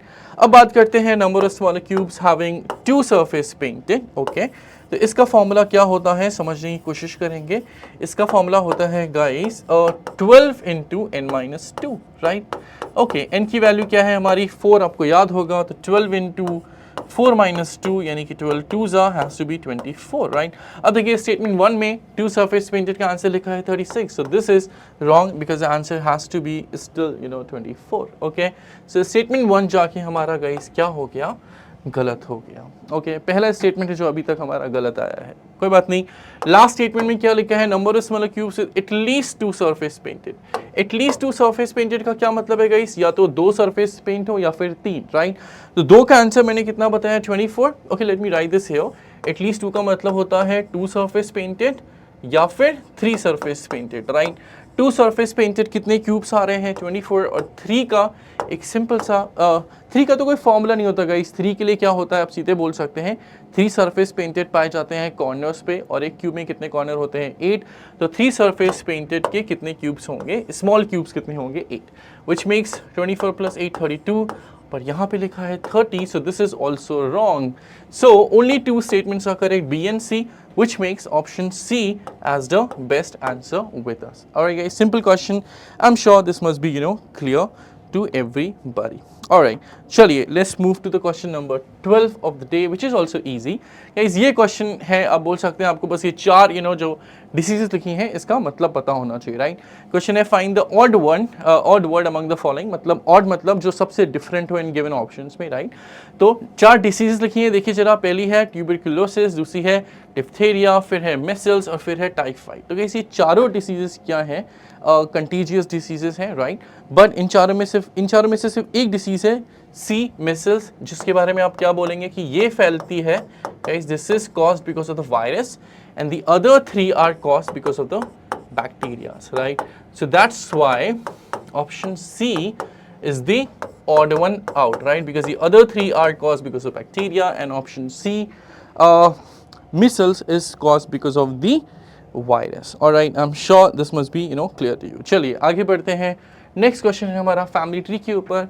इसमें लिखा है कि pointing to a photograph, a woman said that this man's sons sister is my mother-in-law. Okay, how is the woman's husband related to the man in the photograph? Okay, pointing to a photo, a woman says what guys? एक woman कह रही है कि this a man's son, यानी कि जो woman है जिसके फोटोग्राफ को पॉइंट कर रही है वो एक man है, right? तो क्या कह रही है कि this man's son's sister is my mother-in-law. guys देखिए man's son's sister, what is the meaning of son's sister? सन की सिस्टर मतलब एक तरह से डॉटर ही तो हुई, right. So basically they want to say that this man's daughter, right. Okay, ये सब काम हम ऑब्वियसली आसान कर सकते हैं। This man's daughter they want to say, right. तो this man's daughter is my mother in law. एक आदमी की डॉटर इस वुमेन की क्या है, मदर इन लॉ है। ओके, तो ये जो आदमी है इसको मैंने ऐसे मैन करके लिख दिया, this is a man, okay, and his daughter, man's daughter is the mother-in-law of the woman who is pointing the photograph, right? तो ये जो lady है वो उस woman की क्या है, mother-in-law है। mother-in-law मतलब husband की mother, right? ओके, husband की mother। तो guys इस woman का जो husband है ना, let's say this is the woman about whom we are discussing all of this, right? And this woman's husband, right? So we can say what? We can say this lady, the man's daughter, is the mother of this, woman's husband. Simple, right? Okay, gender, I'm sure this is clear. Men hai to plus, matlab male, man's daughter, female minus, this is husband, so plus, woman means minus, right? Now coming to the final question. Question says that, how is this woman's husband related to the man in the photograph? Okay. Woman's husband मतलब इसकी बात हो रही है, how is this person is related to the man मतलब इसकी बात हो रही है, राइट। तो ये आदमी इस आदमी से कैसे रिलेटेड है, very obvious, this man's mother's father is this man. So उल्टा कैसे बोलेंगे, this person's daughter's son. Daughter son means we can say grandson, very simple, right? Daughter son is grandson. So the which option is here? Option number A should be the best option, which you can put here. Okay, coming to the next question, question number 4. So this says that conscience is related to wrong in some same way as police is related to, okay, analogy question, right? So conscience is related to wrong. So guys, conscience क्या होता है? Conscience means something which stops us doing something which is wrong or something which is good, right? So if conscience is related to wrong, means conscience is something which stops us doing something wrong, right? Conscience something which stops us doing something wrong. So police is something which stops us doing what? Court, no. Law, no. Discipline, no. Crime, yes. Police stops us in doing the crime. So option D, crime, is the best choice. Let's move to the next question, question 15. Very simple question based on, you can say, linear equations, right? It says a cashier has 620 rupees in the denomination of 2 rupee note, 10 rupee note and 50 rupee note. The number of notes of each denomination is equal. So what is the total number of notes that he or she has? Okay. Guys, 3 तरह के denomination है notes में, 2 rupee, 10 rupee and 50 rupee. Okay. Number of notes of each denomination is given equal and the total money total value is 620. तो एक काम कर सकते हैं guys, ये जितने भी डिनोमिनेशन है ना इनके नोट्स को हम अज्यूम कर सकते हैं, right. Let the number of notes of 2 rupee, okay, let's say is x, variable ले लेते हैं. Similarly of 10 rupees is also x, क्योंकि उन्होंने साफ साफ बोला है कि number of notes of each denomination should be equal. Easy question guys, right? Similarly number of notes of 50 rupees is also x. Now let's talk about the total value of these notes, right? So guys 2 rupees के x notes हैं, इनकी value कितनी होगी? Obviously 2x. Similarly 10 rupees के x notes हैं तो इनकी value कितनी होगी? 10x. Similarly 50 rupees के भी x notes हैं तो इनकी वैल्यू हो जाएगी 50x और ये टोटल वैल्यू हो जाएगी 620 रुपीज़, राइट गाइस. अब देखिए क्या होगा, 50 plus 10 is 60, 60 plus 2 is 62x and that gonna give us 620. यानी कि गाइस यहाँ से x की वैल्यू कितनी आ जाएगी? 10. Such a simple thing to do, right? X has to be 10. But you know, remember they have asked the total number of notes. So guys, 2 rupees के भी 10 notes हैं, 10 rupees के भी 10 हैं और 50 rupees के भी 10. So मिला के 10 plus 10 plus 10 has to be 30. This is something which you have to be careful. कई students I'm sure अगर 10 ऑप्शन में होता तो गलती से उसको टिक कर देते, right guys? उन्होंने बोला है total notes. तो इनके मिला के total notes हैं 30, option number D. Perfect. Next question, the simple question, they are saying that which of the following words cannot be formed from the letters of the word infrastructure. कौन सा 4 option में जो word है वो infrastructure के letter से नहीं बन सकता? ओके गाइस, इंफ्रास्ट्रक्चर में है क्या क्या, राइट? आप चाहो तो ये सारे लेटर्स एक बार लिख सकते हो. जैसे कि देखिए इंफ्रास्ट्रक्चर में है आई कितनी बार? सिर्फ एक बार. एन सिर्फ एक बार. ओके. एफ बी सिर्फ एक बार. आर 2 बार, राइट गाइस? आर कितनी बार है? 2 बार है, ये ध्यान देना होगा. फिर ए कितनी बार है? ए भी एक ही बार है. ओके. फिर उसके बाद एस कितनी बार है? एक बार है. ओके. टी 2 बार है. Okay guys, T is written twice and R is written twice as well. Okay, R have already taken R, right? So in fact R is thrice, you know guys, R is written thrice. Alright. Then U is written once. Okay. Then C is written once. Then T is written twice, which I have already written here, right? Then U is written once. Okay. R is thrice and E is written once. Okay. अब आ जाते हैं options में, right? पहला option है nature. Guys nature check करना तो बहुत ही आसान है क्योंकि नेचर के जो 4 वर्ड है, 4 लेटर है लास्ट की TURE, वो सीधे सीधे यहाँ पे है TURE, राइट? उसके अलावा N और A है. N गाइस हमारे पास एक बार है और A भी एक बार है. So that's it. नेचर यानी कि इस वर्ड इंफ्रास्ट्रक्चर से फॉर्म किया जा सकता है. सेकेंड वन है चार्टर. अब इस चार्टर में एक लेटर है H, जो आप देखेंगे कि इंफ्रास्ट्रक्चर में है ही नहीं, रही. चार्टर का C है, चार्टर का H नहीं है, चार्टर का A है, R है, T है, E है और R भी है, लेकिन चार्टर का जो H है वो इंफ्रास्ट्रक्चर में नहीं है. So very obvious, charter is something which can not be form by the word infrastructure. So basically question is done, right? If you want to check the other option, that's up to you, but you know question solve हो चुका है. चलिए मैं बाकी option check करके दिखा देता हूँ. नेक्स्ट वर्ड है फ्रैक्चर. फ्रैक्चर में भी देखिए 4 लेटर लास्ट के इंफ्रास्ट्रक्चर की तरह ही है, राइट? उसके अलावा फ्रैक्चर में F है, R है, A है और C भी है. That's it. मतलब फ्रैक्चर बन सकता है, तो आंसर नहीं है. लास्ट वर्ड है रेस्ट्रेन, राइट? रेस्ट्रेन में देखिए R है, E है, S है, T है, R फिर है, A है, I है और N भी है. मतलब ये भी आंसर नहीं होगा. Simple question, answer is option number B. Okay, coming to the next question, it's about finding the number of triangles in the following figure. Guys, number of triangles निकालना है, right? वैसे तो कुछ ट्रिक्स होते हैं इसको करने के, लेकिन इस क्वेश्चन में वो ट्रिक्स बहुत अच्छे से नहीं लग रहे हैं, तो बेटर है कि हम इसको काउंट ही कर लेते हैं manually. Don't worry, won't take much time. Okay, मैं क्या करता हूँ यहाँ पे ना, इन सारे पॉइंट्स को कुछ रिमोट कर देता हूँ. जैसे कि ये हो गया point A, B and C, right? फिर ये हो गया गाइस D, E, ओके. ये हो गया F और G, ऑलराइट. ये हो गया H और I, ओके. उसके बाद ये हो गया पॉइंट J, ये हो गया K, ये हो गया L, M, N, O, P. I hope I did not miss any of the points. Let me check in. A, B, C, this is this, right guys?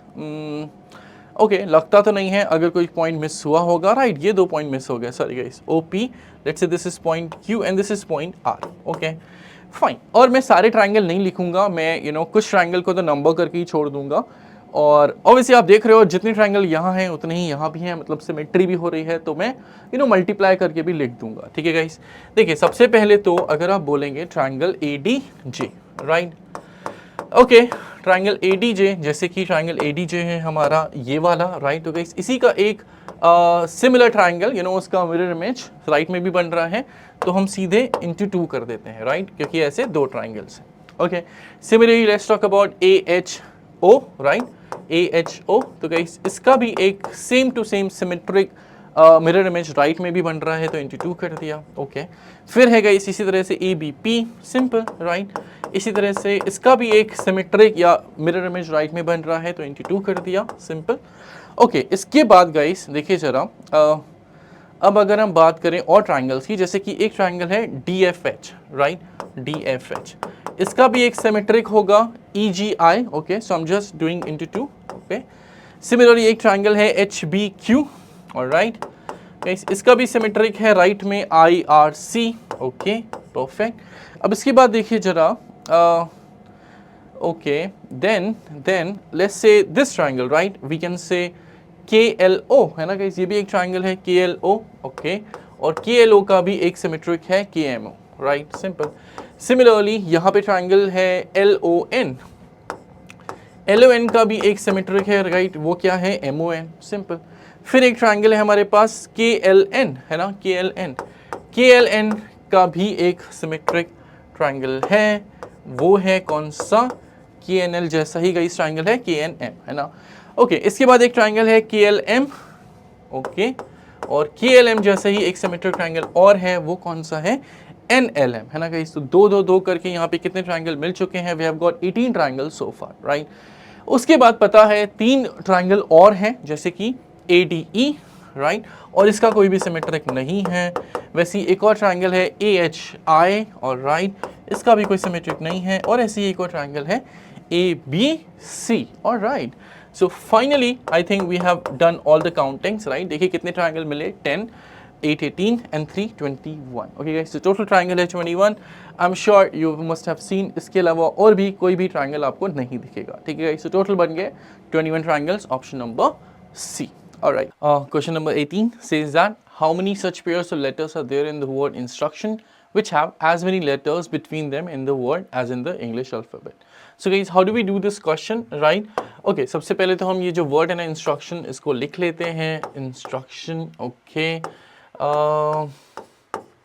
फिर मैं क्या करूँगा, मैं एक एक करके सारे letters को लेफ्ट टू राइट और राइट टू लेफ्ट दोनों एंगल से देखूंगा कि जैसे सपोज मैंने आई से स्टार्ट किया, आई के पहले मैं राइट में गया और मैं एक करके सारे लेटर के रिस्पेक्ट में देखूंगा कि अगर अल्फ़ाबेटिकली मैं आई के साथ लेटर लिखना स्टार्ट करूं, जैसे कि IJKL, तो कौन सा लेटर एकदम सही जगह पे आता है। फॉर एग्जांपल जैसे मान लीजिएगा इस मैंने आई से लिखना स्टार्ट किया अल्फ़ाबेटिकल ऑर्डर में फ्रॉम लेफ्ट टू राइट, सो क्या होगा, IJKL MNOPQRNS। तो क्या कोई भी लेटर अपनी सही जगह पे है? एक्चुअली नहीं है। देखिए J भी नहीं है, KLMNOPQRS कुछ भी नहीं है, राइट। तो I से तो कुछ भी नहीं हुआ लेफ्ट टू राइट चेक करने पे, ओके। अब सिमिलरली अगर मैंने N से स्टार्ट किया तो देखिए क्या होगा, राइट गाइस, NOPQRSTUVW। तो यस, एक गाइस लेटर है जो एकदम सही जगह पे है, वो है T। यानी कि हम बोल सकते हैं कि N और T दो लेटर फाइनली हमें ऐसे मिले हैं इस वर्ड में जो गिवन कंडीशन को जस्टिफाई करते हैं, राइट। फाइनली एक पेयर मिला।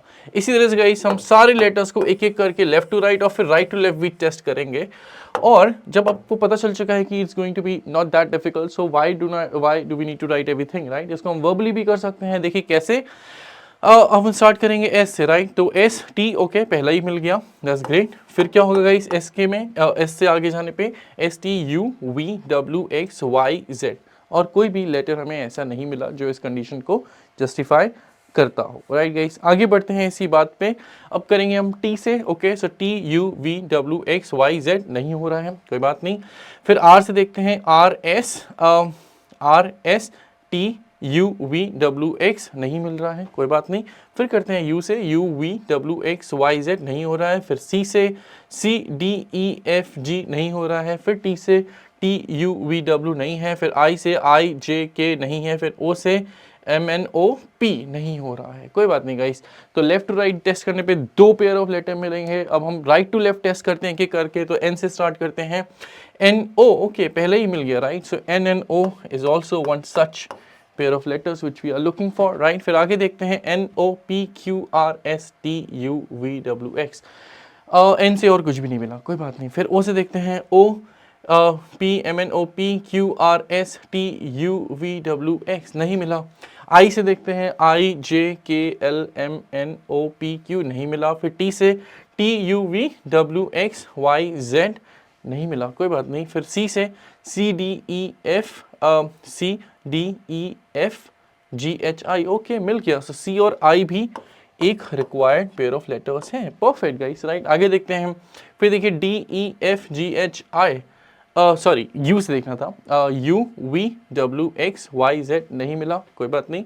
R से देखते हैं RSTUV नहीं है। फिर T से TUVW नहीं है। S से STU नहीं है। N से MNO नहीं है। तो guys overall we have 4 such pair of letters which are justifying the given condition. That means the answer is 4, option number D. Okay guys, perfect. Question 18 is done. आगे बढ़ते हैं question 19 की तरफ। Question 19 question है हमारा argument और basically statement और argument पे, right? Question क्या कह रहा है? In the following question, statement is given followed by the 2 arguments. Then we have to find out that which we have to choose the best option. जब भी guys best option बोलते हैं तो हमें वो वाला आर्गूमेंट चूज करना होता है जो स्ट्रांगली स्टेटमेंट को जस्टिफाई करे। ओके देखिए स्टेटमेंट क्या है, should public holidays be declared on demise of important national leaders. Okay guys statement चाहे कोई भी हो उससे मतलब नहीं है, हमें ये देखना है कि कौन सा आर्गूमेंट स्टेटमेंट को स्ट्रांगली जस्टिफाई कर रहा है। ठीक है okay argument 1, no such unscheduled holidays hamper the national progress. Okay पहले तो बोला नो, फिर उसके बाद गाइस बहुत ही स्ट्रांगली इस स्टेटमेंट को निगेट किया है। क्या लिखा है, such unscheduled holidays hamper the national progress. So yes this argument we can say is the strong argument. Okay second argument देखते हैं, फिर लिखा है कि यस ओके मतलब हॉलीडेज डिक्लेयर करनी चाहिए राइट। रीजन क्या लिखा है, people would like to pay their homage to departed soul. Okay guys yes लिखा है दैट्स ट्रू, लेकिन जो आर्गुमेंट है वो इतना स्ट्रॉन्ग नहीं है। उन्होंने क्या बोला है कि people would like to pay their homage to departed soul. Okay guys homage देने के लिए किसी भी इंपॉर्टेंट पर्सन को होमेज देने के लिए पूरी हॉलीडे की क्या जरूरत है right. You can give a break of 5 to 10 minutes, that can also work. So ये आर्गूमेंट बहुत स्ट्रॉन्ग नहीं है। देखिए आंसर चाहे कुछ भी हो यस या नो, आर्गूमेंट बहुत स्ट्रॉन्ग होना चाहिए। तो सेकंड आर्गूमेंट बहुत स्ट्रॉन्ग नहीं है तो हम बोलेंगे कि this is not the best one. That means guys only argument 1 is strong, so will say option A is the best answer of this question. Okay आगे बढ़ते हैं question number 20।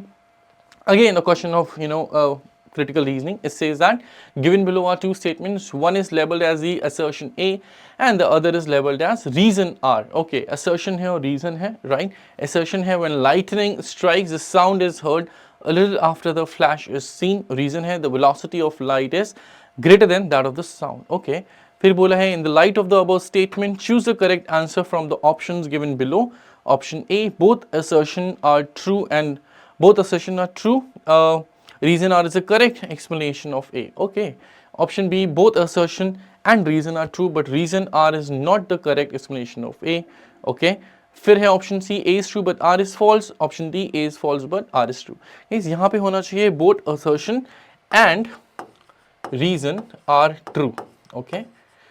And they are true and the reason R is the correct explanation of A. इस तरह से ये option होना चाहिए। Okay fine, अब देखते हैं जरा क्या है assertion और क्या है reason। assertion है गाइस की when the lightning strike the sound is heard a little after the flash is seen. Very obvious right, this is true. उसका reason क्या है, reason given है कि velocity of light is greater than the velocity of the sound. That is also correct. So guys assertion भी correct है, reason भी correct है, और ये जो रीजन है ना ये एक्चुअली में असर्शन का करेक्ट एक्सप्लेनेशन भी है। Very obvious, so yes we can say option A will be the right answer for this question. Easy one right. Okay question 21, okay that's a question based on the direction in sense. Question क्या बोल रहा है, there is a square park PQRS of the side 90 meters is so located that its diagonal PR is from north to south, okay, and the corner Q is to the west of S. Radha and Mohan start walking along the sides Q and R respectively in clockwise and anti-clockwise direction with the speeds of 8 and 10 km per hour. Where will they cross each other for the second time, not the first time. All right, interesting one. So let's understand again. There is a park PQRS of 90 meter is so located, of the side 90 meter, मतलब guys इस park की सारी side 90 metres की है, okay. फिर क्या लिखा है, diagonal PRS from north to south. PR जो डायगोनल है वो नॉर्थ टू साउथ है, तो मतलब आप बोल सकते हैं कि P नॉर्थ में होगा और R साउथ में होगा, north to south like this, okay. फिर लिखा है कि corner Q is to the west of S, तो S यहाँ होना चाहिए और Q उसके वेस्ट में यहाँ होना चाहिए, सिंपल, राइट। अब लिखा है गाइस कि दो लोग हैं, Radha and Mohan, they start walking along the sides Q and R respectively, okay, along the sides from Q and R, दोनों के दोनों Radha and Mohan along the side walk करेंगे, राइट। और राधा स्टार्ट कर रही है पॉइंट Q से, तो ये हो गई राधा, ओके, और मोहन स्टार्ट करेंगे पॉइंट R से, तो यहाँ पे हो गया मोहन, ओके। फिर लिखा है क्या कि they are moving in clockwise and anticlockwise direction with the speed of 8 and 10, तो राधा मूव कर रही है क्लॉकवाइज, मतलब राधा जाएंगी ऐसे, ओके, क्लॉकवाइज लाइक दिस, और मोहन कर रहे हैं एंटी क्लॉकवाइज, तो मोहन का क्लॉकवाइज ऐसे होगा और एंटी क्लॉकवाइज ऐसे, मतलब मोहन जाएंगे ऐसे, ओके, परफेक्ट। स्पीड्स भी गिवन है, राधा की स्पीड है 8 किलोमीटर पर आवर, ओके, और मोहन की स्पीड है 10 किलोमीटर पर आवर, ओके। और गाइस याद है आपको जो स्क्वायर की साइड का डिस्टेंस दिया था, साइड की लेंथ दी थी, वो है 90 मीटर्स। अब देखिए साइड है 90 मीटर्स और स्पीड है किलोमीटर में, कोई बात नहीं, will figure it out right very soon, okay. अब देखिए आगे क्या लिखा है, they are saying where will they meet, they cross each other for the second time, okay, interesting question. अब गाइस इसको आप चाहो तो एक एक करके भी डिफाइन कर सकते हो कि पहली मीटिंग कब हुई और सेकंड मीटिंग कब हुई, बट उसमें बहुत टाइम चला जाता है, so I tell you one of the easier way, right. दूसरा मेथड क्या है, देखिए जरा, देखिए गाइस दो लोग हैं and we want them to meet for the second time, right, we want them to meet for the second time, okay. देखिए गाइस राधा पॉइंट Q से जा रही हैं और मोहन पॉइंट R से जा रहे हैं, और ये जा रही है, राधा जा रही है ऐसे और मोहन जा रहे हैं ऐसे, तो कब ये लोग मिलेंगे, राइट। ये तो श्योर है कि वो लोग कुछ इस पॉइंट Q और R के बीच में ही मिलेंगे along this way of this square, right, ये तो श्योर है, ओके। तो पॉइंट Q और R के बीच की डिस्टेंस कितनी है देखिए जरा, राइट। अभी हम बात करें फर्स्ट मीटिंग की, तो अब देखते हैं Q और R के बीच की डिस्टेंस कितनी है along this way, right, not like this, ये तो हमें पता है कि 90 हो जाएगी, along दिस वे कितनी होगी, so we can say what for first meeting, right, for first meeting together they traveled how much, right, Radha and Mohan, they traveled together how much, Radha plus Mohan, okay, so that will be what, see guys, Radha और मोहन मिलके कितना चलेंगे, let's say वो यहाँ कहीं पे मिलते हैं, just an example, let's say they are meeting somewhere here, okay, let's say this is point M1, M1 stands for meeting 1, okay guys, M1 stands for meeting 1, all right, so how much will they travel it together, right, देखते हैं जरा, तो राधा कितना चलेगी Q से P, है ना guys, Radha will travel Q to P, okay. उसके अलावा Radha will travel from P to M1, okay, and Mohan will travel how much, Mohan must travel from R to S, okay, and then from point S to M1 also, right, from S to M1। अब guys देखिए ये जो some distance है ना PM1 और SM1, right, PM1 और SM1, ये मिला के कितना हो गया, ये मिला के हो गया PS, राइट गाइस, ये दोनों डिस्टेंस मिला के हो गए PS, मतलब सम कितना बना QP plus RS plus PS, right, मतलब इस स्क्वायर की तीन साइड्स का लेंथ का सम, एक साइड की लेंथ का सम, एक साइड की लेंथ कितनी है 90, तो तीन का सम हो जाएगा 270 मीटर्स, राइट। तो फर्स्ट मीटिंग के लिए इन दोनों को मिलके कितना ट्रैवल करना होगा, 270 मीटर। इसी तरह से गाइस बात करते हैं कि सेकंड मीटिंग के लिए कितना ट्रैवल करना होगा, right, only for the second meeting, okay. अब फर्स्ट मीटिंग का पॉइंट याद है आपको M1 है, राइट। इसके बाद क्या होगा, फर्स्ट मीटिंग में ये लोग मिलेंगे, फिर क्या करेंगे, फिर वापस ट्रैवल करना चालू कर देंगे, राइट। राधा ऐसे आ रही थी, तो राधा वापस इधर से ट्रैवल करेंगी, है ना, और मोहन ऐसे जा रहे थे, तो मोहन वापस इस डायरेक्शन में ट्रैवल करना स्टार्ट कर देंगे, राइट गाइस। अब ये लोग सेकंड टाइम कहाँ मिलेंगे, okay, they have to meet obviously within the square, right, इस स्क्वायर के सर्कमफेरेंस पे ही मिलाना है। तो गाइस कहीं भी मिले, देखिए मान लीजिए मोहन ऐसे गए, राधा ऐसे गई, तो ले मी इस ऑपोजिट साइड पे कहीं पे मिलेंगे, वैसे कहीं भी मिले उससे फर्क नहीं पड़ेगा, जो लॉजिक है वो हमेशा वर्क करेगा, ठीक है।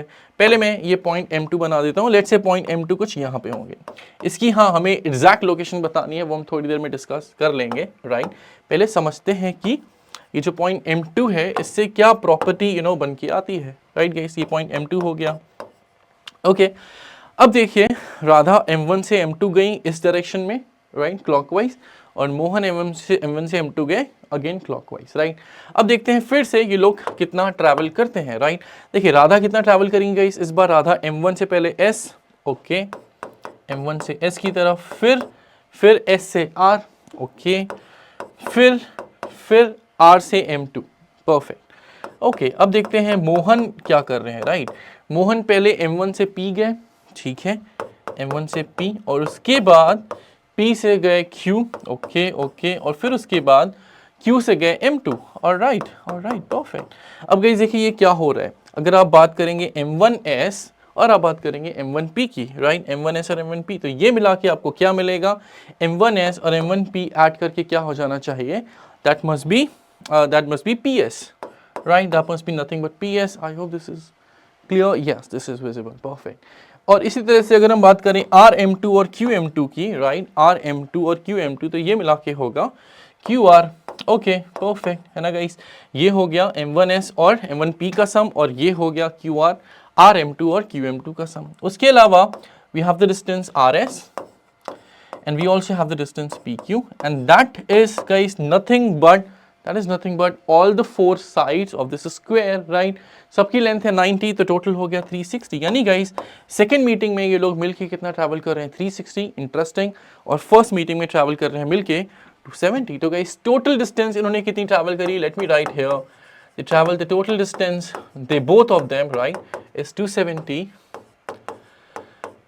plus 360, that makes 630 meters, okay perfect. दोनों ने मिलके 630 ट्रैवल करा। अब आते हैं अपने फाइनल क्वेश्चन पे कि सेकंड मीटिंग जो M2 हुई है वो कहाँ पे हुई है, राइट गाइस। उसके लिए चाहे तो आप राधा से सॉल्व कर लीजिए या फिर मोहन से, किसी भी एक से कर लेंगे, क्वेश्चन सॉल्व हो जाएगा, ठीक है। चलिए मैं सॉल्व करता हूँ इसको राधा के एंगल से, ठीक है गाइस। अब देखिए दोनों ये डिस्टेंस ट्रैवल कर रहे हैं, दोनों मिलके डिस्टेंस ट्रैवल कर रहे हैं 630, राइट, और दोनों ने मिलके डिस्टेंस ट्रैवल करने में सेम टाइम लिया होगा ऑब्वियसली, क्योंकि अल्टीमेटली दोनों इस पॉइंट पे एक साथ मिलेंगे, राइट, मतलब दोनों सेम टाइम ट्रैवल करेंगे, ओके। अगर दोनों सेम टाइम ले रहे हैं तो गाइस टाइम स्पीड डिस्टेंस का बहुत सिंपल सा फॉर्मूला होता है कि distance is equal to speed into time, या फिर time is equal to distance upon speed. तो अगर टाइम को हम फिक्स कर दें, अब ऐसे बोलिए distance is equal to speed into time, अगर टाइम कांस्टेंट हो गया तो डिस्टेंस और स्पीड का वो आपस में क्या होंगे, डायरेक्टली प्रोपोर्शनल होंगे, मतलब उनका रेशियो सेम हो जाएगा, राइट। अब उनकी स्पीड का रेशियो हम निकाल सकते हैं, है ना गाइस। राधा और मोहन की स्पीड का रेशियो आ सकता है, देखिए राधा की स्पीड कितनी थी 8, मोहन की स्पीड कितनी है 10, ओके। तो इनकी स्पीड का रेशियो कितना आएगा, speed of Radha is to speed of Mohan is 8:10 which means 4:5, यानी कि इनकी डिस्टेंस ट्रैवल का रेशियो भी इतना ही होना चाहिए, राइट। तो हम यहाँ से बोल सकते हैं कि distance travel of Radha is to distance travel of Mohan should be also 4:5, and उनकी डिस्टेंस ट्रैवल का सम है 630। तो 630 को हम ब्रेक कर देंगे 4:5 में, तो कितना आएगा देखिए जरा, इधर से डिस्टेंस ऑफ राधा कितना आ जाएगा, distance travel by Radha is okay 4 + 9 is 630, 4 + 5 9 is 630, so 1 has to be 70, so 4 has to be 230 and 5 has to be 350. You can in fact cross check also that is it correct or not. सम आप देख लीजिए 630 आ रहा है नहीं आ रहा है, हाँ बिल्कुल आ रहा है। तो राधा ने चला 280 और मोहन ने चला 350 to meet for the second time at the point M2। अब किसी भी एक से कर लीजिए, राधा से करते हैं, देखिएगा इस राधा ने यहाँ से स्टार्ट किया था, याद है आपको, राधा ने टोटल कितना चला है 280, राइट। राधा ने स्टार्ट किया यहाँ से, पहले 90 इधर, फिर 90 इधर, फिर 90 इधर, तो 270 चला और 280 टोटल है, तो 10 मीटर और चला, यानी गाइस राधा ने 280 चला, तो ये जो डिस्टेंस है ना, ये M2 की जो डिस्टेंस है ये पॉइंट R से होगी 10 मीटर की डिस्टेंस पे, right. I hope this is clear to everybody. Slightly tricky but not very difficult guys. अलग अलग मीटिंग में डील करने से अच्छा है कि आप एक साथ ही इसको जैसे मैंने किया उस तरह से आप डील कर लीजिए, दैट विल बी ईजियर। इस पॉइंट को मैं थोड़ा ऊपर लिख देता हूँ so that you can easily see everything, right. Let's say ये पॉइंट कुछ m2 है। अगर इस r से m2 की डिस्टेंस हमने कितनी निकाली, 10 मीटर, राइट। तो ये डिस्टेंस कितनी होगी बाय द वे, q से m2, क्योंकि टोटल डिस्टेंस है 90, तो ये हो जाएगी 80। ओके, अब देखिए क्वेश्चन क्या पूछा था कि कहाँ पे सेकंड मीटिंग हो रही है, राइट। पहला ऑप्शन है ऑन PS पे तो नहीं हो रही है, मीटिंग तो QR पे हो रही है, राइट। तो पहला ऑप्शन कट गया। थर्ड ऑप्शन भी सेम रीजन से कट गया क्योंकि PS लिखा है। सेकंड ऑप्शन में लिखा है QR at a distance of 10 from Q। No guys, Q से तो 80 मीटर है, राइट। लास्ट ऑप्शन में लिखा है QR at a distance of 10 from R। So this is the right option, क्योंकि R से 10 मीटर की डिस्टेंस पे ये लोग मिलते हैं। Perfect, hopefully this is clear to everyone. चलिए अगले क्वेश्चन की तरफ चलते हैं। Question number 22 guys, an easy question from Venn diagram. Okay, question में क्या लिखा है, they are saying study the diagram given below and find the number which represents the uneducated women who have a government job as well as a job in a private sector. Okay, देखिए women का women किससे represent कर रही हैं, हो रही हैं square से, एजुकेटेड पीपल रिप्रेजेंट हो रहे हैं सर्कल से, गवर्नमेंट सर्विस के लोग ट्रायंगल से, और प्राइवेट सेक्टर के लोग इस रेक्टेंगल से। हमें ऐसे लोग चाहिए जो वुमेन है, अनएजुकेटेड है और उनके पास दोनों जॉब्स हैं। ओके, अनएजुकेटेड वुमेन पहले देखिए क्या होंगे, राइट। पहले हम बात कर लेते हैं uneducated women. Guys, educated women circle में है तो सर्कल के बाहर जो भी वुमेन होंगी वो अनएजुकेटेड होंगी, सिंपल। तो कौन कौन सी वुमेन सर्कल के बाहर है, एक ये 1, एक ये 4 और एक ये 9, राइट। आप देख सकते हैं बहुत ही इजीली। इनमें से कितने लोगों के पास गवर्नमेंट जॉब है, तो गवर्नमेंट जॉब है इनमें से 4 के पास और 9 के पास। अब इन 4 और 9 में किसके पास प्राइवेट जॉब भी है, तो गाइस प्राइवेट जॉब रिप्रेजेंट हो रहा है रेक्टेंगल से, तो 4 के पास तो प्राइवेट जॉब नहीं है, मतलब 9 के पास है ना। 1 के पास तो ना ही गवर्नमेंट जॉब है और ना ही प्राइवेट है। तो basically 9 is the only number which is part of the women, part of the part of the private job, part of the government job, and part of the uneducated people, right? So answer has to be 9 and easy question, option number A. All right, चलिए guys आगे बढ़ते हैं for the next problem. Next question says what? Okay, that's also an easy one. Prakash remembers that his wife Roshni's birthday falls after 20th May but before 28th May. While Jyoti remembers that her mother's birthday, Roshni's birthday falls after 26th May and before 30th May. On what date does Roshni's birthday fall? Okay, बहुत सारे students ये भी शायद सोच सकते हैं कि इन दोनों में से शायद किसी का स्टेटमेंट गलत हो, बट नहीं guys, we have to assume that both people's, Prakash and Jyoti's statement is correct. Okay, so according to Prakash, Roshni's birthday occurs after 20 but before 28. So either on 21st or on 22nd or 23rd or 24th or 25 or 26 or 27. Similarly, let's talk about Jyoti. Jyoti remembers that her mother Roshni's birthday happened after 26 but before 30. Okay, after 26, 20 means 27 or 28 or 29, and both of them are correct, right guys? तो इन दोनों के according जो common value आ रही है वो सिर्फ और सिर्फ एक ही आ रही है और वो है 27, यानी कि इस क्वेश्चन का आंसर होना चाहिए 27th में, option number B. Guys, I think the easiest question from this section.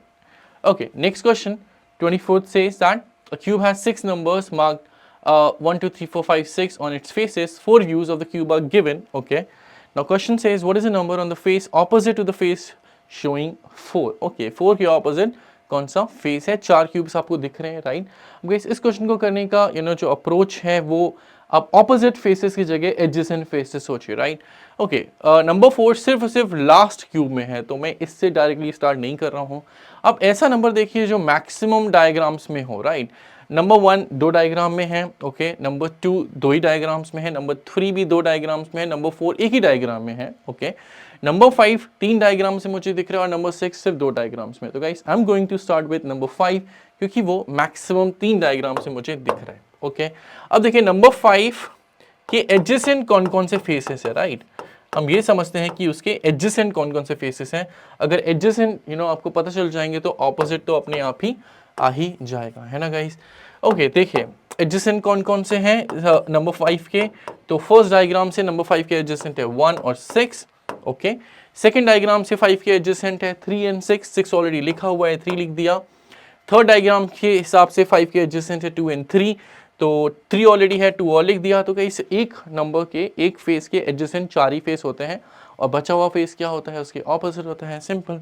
तो नंबर 5 के ऑपोजिट कौन सा फेस हो जाएगा, यहाँ से देखिए एडजेसेंट है 1 6 3 2, तो ऑपोजिट बचा सिर्फ और सिर्फ 4, यानी कि नंबर 5 के ऑपोजिट है 4। क्वेश्चन में लिखा था कि 4 के ऑपोजिट कौन है, 5 4 के ऑपोजिट है, यानी कि 4 के ऑपोजिट 5 है, एक ही बात है, राइट। तो 4 के ऑपोजिट हो गया 5, यानी कि option number D. Alright, simple question. Question 25, it says that unscramble the letters in the given words to generate the meaningful words and then find the odd one out. Okay, so we are given 4 words. First we have to unscramble the letters in these words to form some meaningful words, and then we have to find the odd word among the 4 words. So yeah, it's a challenging question.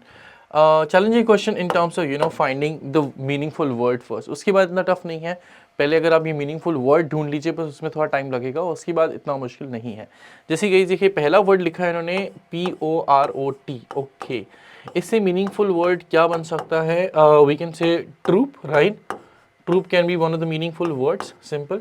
फिर देखिए second word given है RO, okay, PUG, okay, इससे एक meaningful word बनेगा group, okay, GROUP, simple, perfect. फिर देखिए एक word है BMO, इससे मीनिंगफुल वर्ड क्या बन सकता है, MOB, mob, right, okay. Last is SA, then they're saying LCS, okay guys, इससे मीनिंगफुल वर्ड क्या बन सकता है, इससे मीनिंगफुल वर्ड बनेगा class, CLASS, okay. So guys we have 4 words. Now all of these words जो बने ना, ये सब एक तरह से कलेक्शंस को रिप्रेजेंट करते हैं, राइट, कलेक्शन ऑफ पीपल और आइटम्स और objects.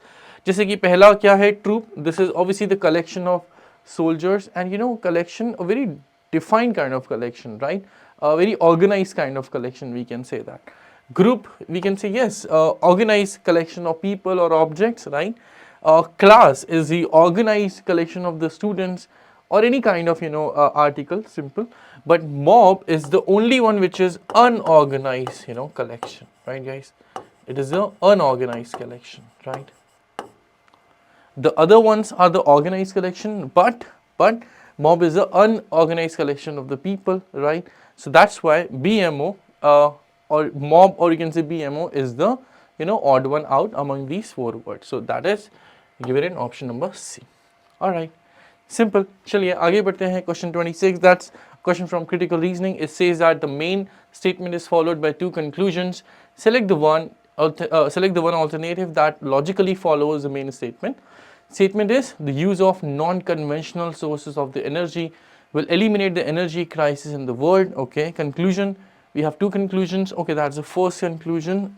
First conclusion says that the modern technology is gradually replacing the conventional sources of energy. Second conclusion says the excessive exploitation of environment has led to depletion of the conventional source of energy.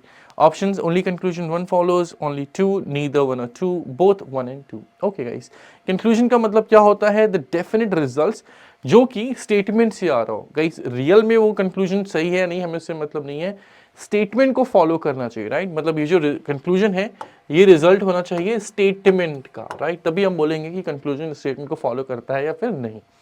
तो statement क्या है, the use of non conventional sources of energy will eliminate the energy crisis in the world. Okay, conclusion 1 says modern technology is gradually replacing the conventional source of energy. Guys, technology की कोई बात तो statement में करी नहीं गई है, right? They're not talking about the modern technology. That means conclusion 1 is clearly not following the statement. Okay, so conclusion 1 is not following the statement, as I said. Conclusion 2, they're talking about the excessive exploitation of environment has led to the depletion of conventional source of energy. Guys, ऐसी कोई बात नहीं करी गई है statement में कि exploitation हो रहा है एनवायरनमेंट में या कुछ भी, ऐसा कुछ बोला नहीं गया है।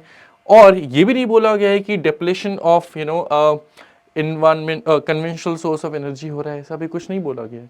यानी कि कंक्लूजन 2 भी स्टेटमेंट का कंक्लूजन नहीं है, राइट, यानी कि दोनों ही सही नहीं है। So best option is option number C, neither conclusion 1 not to follow. Simple question, right. इसके बाद we have some data interpretation questions. Okay guys, so एक ये सेट आया था जिसमें 3 क्वेश्चंस थे, एक एक करके तीनों डिस्कस करते हैं। Data is about the expenditure details of family during the years 2011 to 2015। Okay, So the item of expenditure we have food, house rent, clothing, etc. etc. Expenditure given है 2011 से 15 तक. फिर एक total expenditure भी given है, which is a total of all the years, we can say that, of all the heads. और फिर आखिरी में total का भी. Simple. Question number 1 of the set says that what is the percentage increase in the expenditure on education during 2011 to 15. Okay, सिर्फ education में जो expenditure हो रहा है 2011 से 15 तक, उसमें हमें चाहिए कि गाइस कितना परसेंटेज इंक्रीज हुआ है. ओके, देखिए 2011 ये है एजुकेशन, यहाँ है 150, 2015 यहाँ है एजुकेशन, यहाँ है 300. सो इजी गाइस, 150 से 300 हो गया, मतलब डबल हो गया, simple 100% increase. I don't think I need to tell you much, right. Increase कितने का है? 150 का, और इनिशियल वैल्यू भी कितनी है? 150. तो परसेंटेज इंक्रीज का एक सिंपल सा फॉर्मूला होता है, that increment upon initial value into the 100. Increment कितना है? 150, इनिशियल वैल्यू भी है 150, सो 150 upon 150 into 100 is simply 100 percentages, which makes option C as the correct option. Simple. Okay, आगे बढ़ते हैं. इसे तो बहुत आसान क्वेश्चन था. फिर लिखा है in the light of the total expenditure for 2011, 12, 13, 14 and 15 what will be the likely expenditure in 2016. Okay, in the light of the total expenditure. जो टोटल एक्सपेंडिचर है मतलब ये वाली रो, राइट. इसमें हमें हर एक ईयर के टोटल एक्सपेंडिचर को देखना है और उसके अकॉर्डिंगली हमें बताना है कि what is the likely expenditure, likely total expenditure इन 2016. तो गाइस देखिए 11 में टोटल एक्सपेंडिचर कितना गिवन है अपने को? 1500. ओके. 12 में कितना गिवन है? 1700. ऑलराइट. इसी तरह से 13 में कितना गिवन है? 2000. 14 में कितना गिवन है? 2400. और लास्ट 15 में कितना गिवन है? 2900. अब गाइस अगर आप ऑब्जर्व करेंगे ना तो इन सब में एक पैटर्न फॉलो हो रहा है, राइट. क्या है वो पैटर्न? देखिए जरा, 1500 से 1700 पहले इंक्रीज हो रहा है कितने का? 200 का, राइट. फिर 17 से 2000 means there is an increase of 300. 2000 से 2400 there is an increase of 400. 2400 से 2900 there is an increase of 500, right. तो ये जो इंक्रीज है वो भी 100 इंक्रीज होता जा रहा है. तो नेक्स्ट इंक्रीज कितना होना चाहिए? 2, 3, 4, 5 means 600, right. Next increment should be 600. Alright. तो 2900 plus 600 should be how much? 2900 plus 600 is obviously 3500. Simple guys, right. So 2016 में जो टोटल एक्सपेंडिचर होगा वो होगा 3500. अब आप सोच रहे होंगे कोई भी ऑप्शन तो 3500 नहीं है. तो गाइस याद कीजिए, यहाँ पे लिखा है टेबल में कि एक्सपेंडिचर दिया हुआ है इन 1000 रुपीज में, राइट. तो 1000 से मल्टीप्लाई कर देंगे 3500 का, which will give you option C as the right answer. Easy question, right? I don't think we need to discuss it more. Very easy kind of question. Question 29. This is also easy. It says considering the total expenditure for all the 5 years together, what is the percentage of expenditure on the house rent? Okay. सारे के सारे years का जितने भी 5 years हैं इनका सबको total मिला के अगर हम देखें तो क्या बोला है? What is the percentage expenditure on the house rent. House rent पे जो एक्सपेंडिचर है वो टोटल एक्सपेंडिचर का कितना परसेंटेजेस है, राइट. हाउस रेंट में देखिए टोटल एक्सपेंडिचर कितना है सारे ईयर्स में लाके, that is 1050. Okay, house rent का सारे ईयर्स का मिला के एक्सपेंडिचर है 1050, और जो टोटल एक्सपेंडिचर है सारे ईयर्स का मिला के वो है 10,500. Okay guys, so 1050 is what percentages of 10,500? That's simple. It's 1 by 10 of this, and 1 by 10 we all know is nothing but 10 percentages. That makes option B as the right answer. An easy kind of question guys, right? I'm sure you would have understood it easily. Next, okay, इस बार देखिए क्या है, एक pie chart है और guys इस पे base हमारे पास दो क्वेश्चंस हैं, ठीक है. पहला क्वेश्चन सेट क्या लिखा हुआ है? The following pie chart shows percentages expenses on various items during book production. Okay, various expenses are there on the various items. पहले है printing cost, this color, paper cost, this color, 10% this is 35%, miscellaneous expenses is 4%, royalty 15, advertisement charges are 18%. Guys, ये color is missed out. This is what? This is, you can say, is binding and cutting charges, right? This is what? Binding and cutting charges. Let me write here. This is of green color. Okay, so let me represent by a green color, and that is the, as I said, this is the binding and cutting charges. All right. चलिए अब आ जाते हैं questions पे, right. चलिए पहले इसी question से ही स्टार्ट कर लेते हैं. This question says what? This question says that if the miscellaneous charges are 6000, if the miscellaneous charges, मतलब ये फिक्स नहीं है, सिर्फ इस क्वेश्चन के लिए बोला है कि अगर मिसलेनियस चार्जेस 6000 है तो then how much are binding and cutting charges, how much more are the binding and cutting charges than royalty. Okay, अगर गाइस मिसलेनियस चार्जेस कितने हैं? 6000 रुपीज. मिसलेनियस चार्जेस मतलब ये colour, this colour is given 4%, is this right? Okay, late me right like this. Miscellaneous charges are given to us how much? They are given to us as 4%, right? And its value is given 6000 rupees. Okay, perfect. पूछा क्या है? Then how much more are binding and cutting charges than royalty? Okay, तो binding and cutting charges जो है ना, right, वो royalty से कितने ज़्यादा हैं. ओके, मतलब हमें चाहिए बाइंडिंग एंड कटिंग का डिफरेंस किससे? रॉयल्टी चार्जेस से. ओके गाइस, अभी तो हम फिलहाल ये डिफरेंस परसेंटेजेस में ही निकाल सकते हैं, कोई बात नहीं. देखिए, बाइंडिंग एंड कटिंग का परसेंटेज कितना है? 18%. ओके, और रॉयल्टी का कितना परसेंटेजेस है? रॉयल्टी मतलब this colour is given 15%. Okay, so guys this difference is coming 3% of the total charges, right? And we know miscellaneous charges, which is 4% of the total charges, is 6000. So this difference, which is 3% of the total charges, should be what? यही तो guys question बचा, right? हम इसको ऐसे पढ़ सकते हैं कि 4% of total charges is 6000, then 3% of total charges is how much? This is how we can read it, simple. So 4% अगर है 6000, गाइस 4 से डिवाइड कर देंगे तो 1% हो जाएगा 1500 और 3% हो जाएगा 4500. That means option C has to be the best choice given in the option. Simple. Okay guys, simple question. इसके पहले एक और क्वेश्चन था इसी सेट पे. इसमें बोला है the central angle corresponding to the sector printing cost is more than that of the advertisement charges by. Okay, central angle मतलब अगर हम इन सारे सेक्टर्स का डिस्ट्रीब्यूशन एंगल में करें तो फिर जो एंगल आता है उसको हम बोलते हैं सेंट्रल एंगल. ठीक है, central angle corresponding to the sector on printing cost is more than that of advertisement sector by. पहले गाइस इनका डिफरेंस जो परसेंटेज में दिया है वो निकाल लेते हैं और उसको हम कन्वर्ट कर लेंगे डिग्रीज में. आप देख सकते हैं सारे ऑप्शन डिग्रीज में है क्योंकि एंगल पूछा है ऑब्वियसली. तो सबसे पहले ये जो डिफरेंस है ये हम परसेंटेज में निकाल लेते हैं, राइट? कौन सा डिफरेंस? प्रिंटिंग कॉस्ट और क्या है guys? Printing cost and advertisement charges. Okay,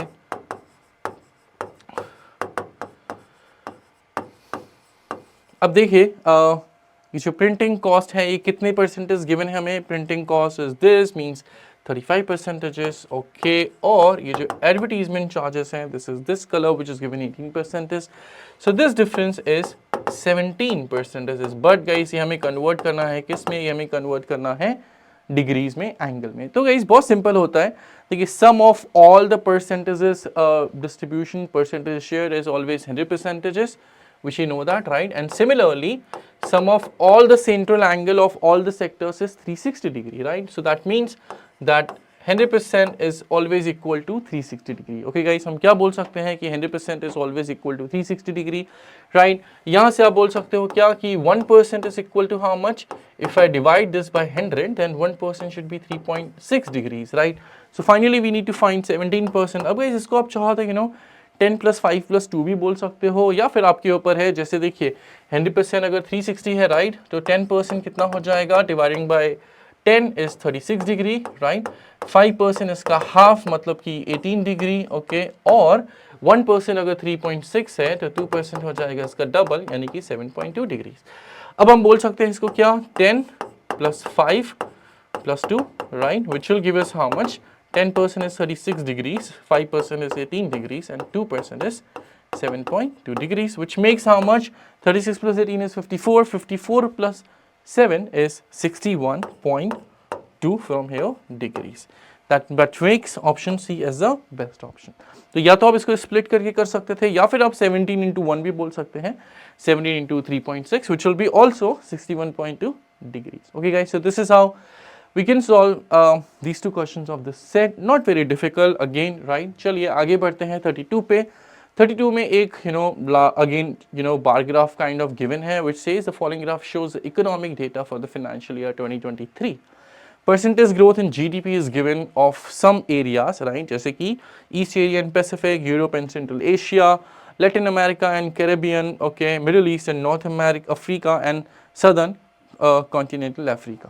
question में आते हैं गाइस, ये डेटा 23 का है, क्वेश्चन भी 23 का है, which says in 23 the Middle East and North Africa's percentages growth in GDP was approximately what percentage is greater than the Southern continental Africa's percentage growth in GDP. Okay, they're asking 2023 में the Middle East and North Africa's percentage growth in GDP was approximately what percentage greater than this region. तो guys ये हो जाएगा initial value, right, and this will be जो initially given था, that will be the final value. Let me write this.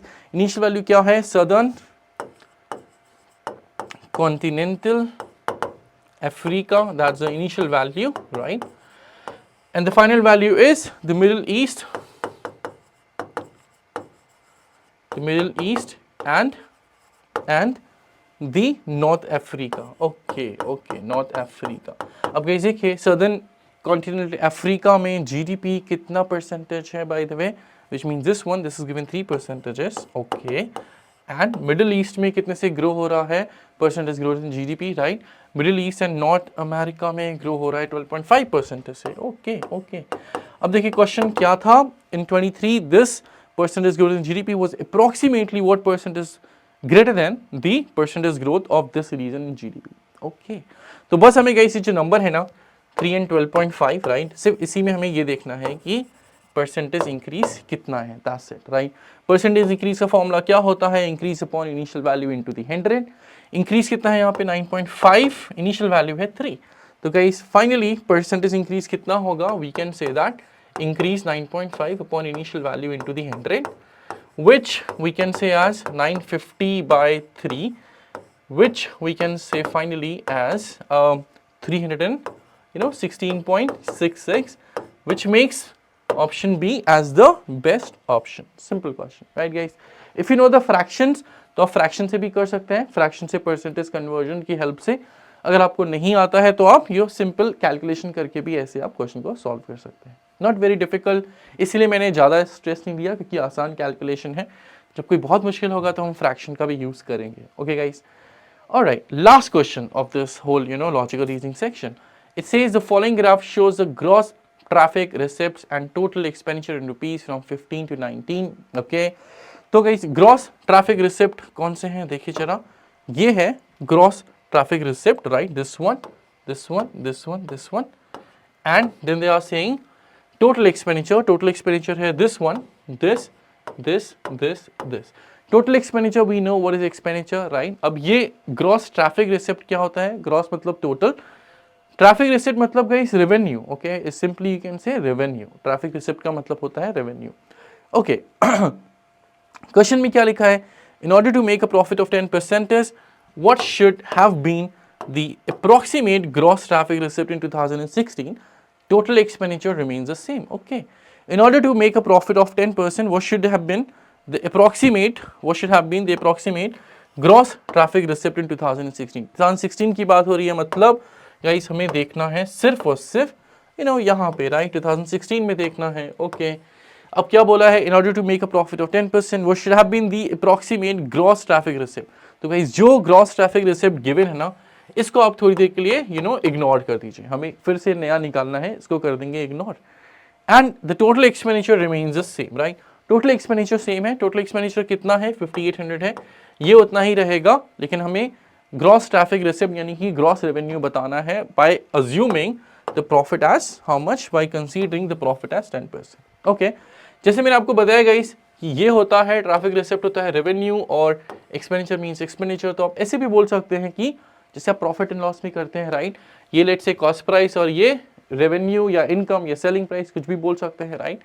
और profit किस में add होता है? कॉस्ट प्राइस में ऐड होता है, और प्रॉफिट कैलकुलेट भी कॉस्ट प्राइस के रिस्पेक्ट में ही किया जाता है, सिंपल. तो देखिए 2016 में एक्सपेंडिचर कितना गिवन है गाइस? देखिए जरा, एक्सपेंडिचर हमें सेम रखना है. एक्सपेंडिचर गिवन है 5800. ओके, प्रॉफिट कितना रखना है? 10% रखना है. Okay, so 10% of 5800 has to be 580. Alright. अब हमें चाहिए क्या? Gross traffic receipt. ओके, तो ये क्या होगा? जैसे मैंने आपको बताया, this is nothing but the income, right. Income कैसे कैलकुलेट करते हैं? इनकम कैलकुलेट करते हैं एक्सपेंडिचर में प्रॉफिट ऐड करके। एक्सपेंडिचर है 5800 और प्रॉफिट है 580, which makes how much? 6380, which says that option C as the right answer. Okay, so this is how I solved this last question as well, right? After this, the logical section, the whole section I have discussed over here. Now, in the next video, I'll come up with, more discussion with, more previous year question. Till then, guys, keep revising, keep studying. और कुछ भी आपको और चाहिए तो आप comment में लिखें, हम डेफिनेटली कोशिश करेंगे जो भी आपको रिक्वायरमेंट है वो आपको प्रोवाइड करने का। Okay guys, bye bye, take care.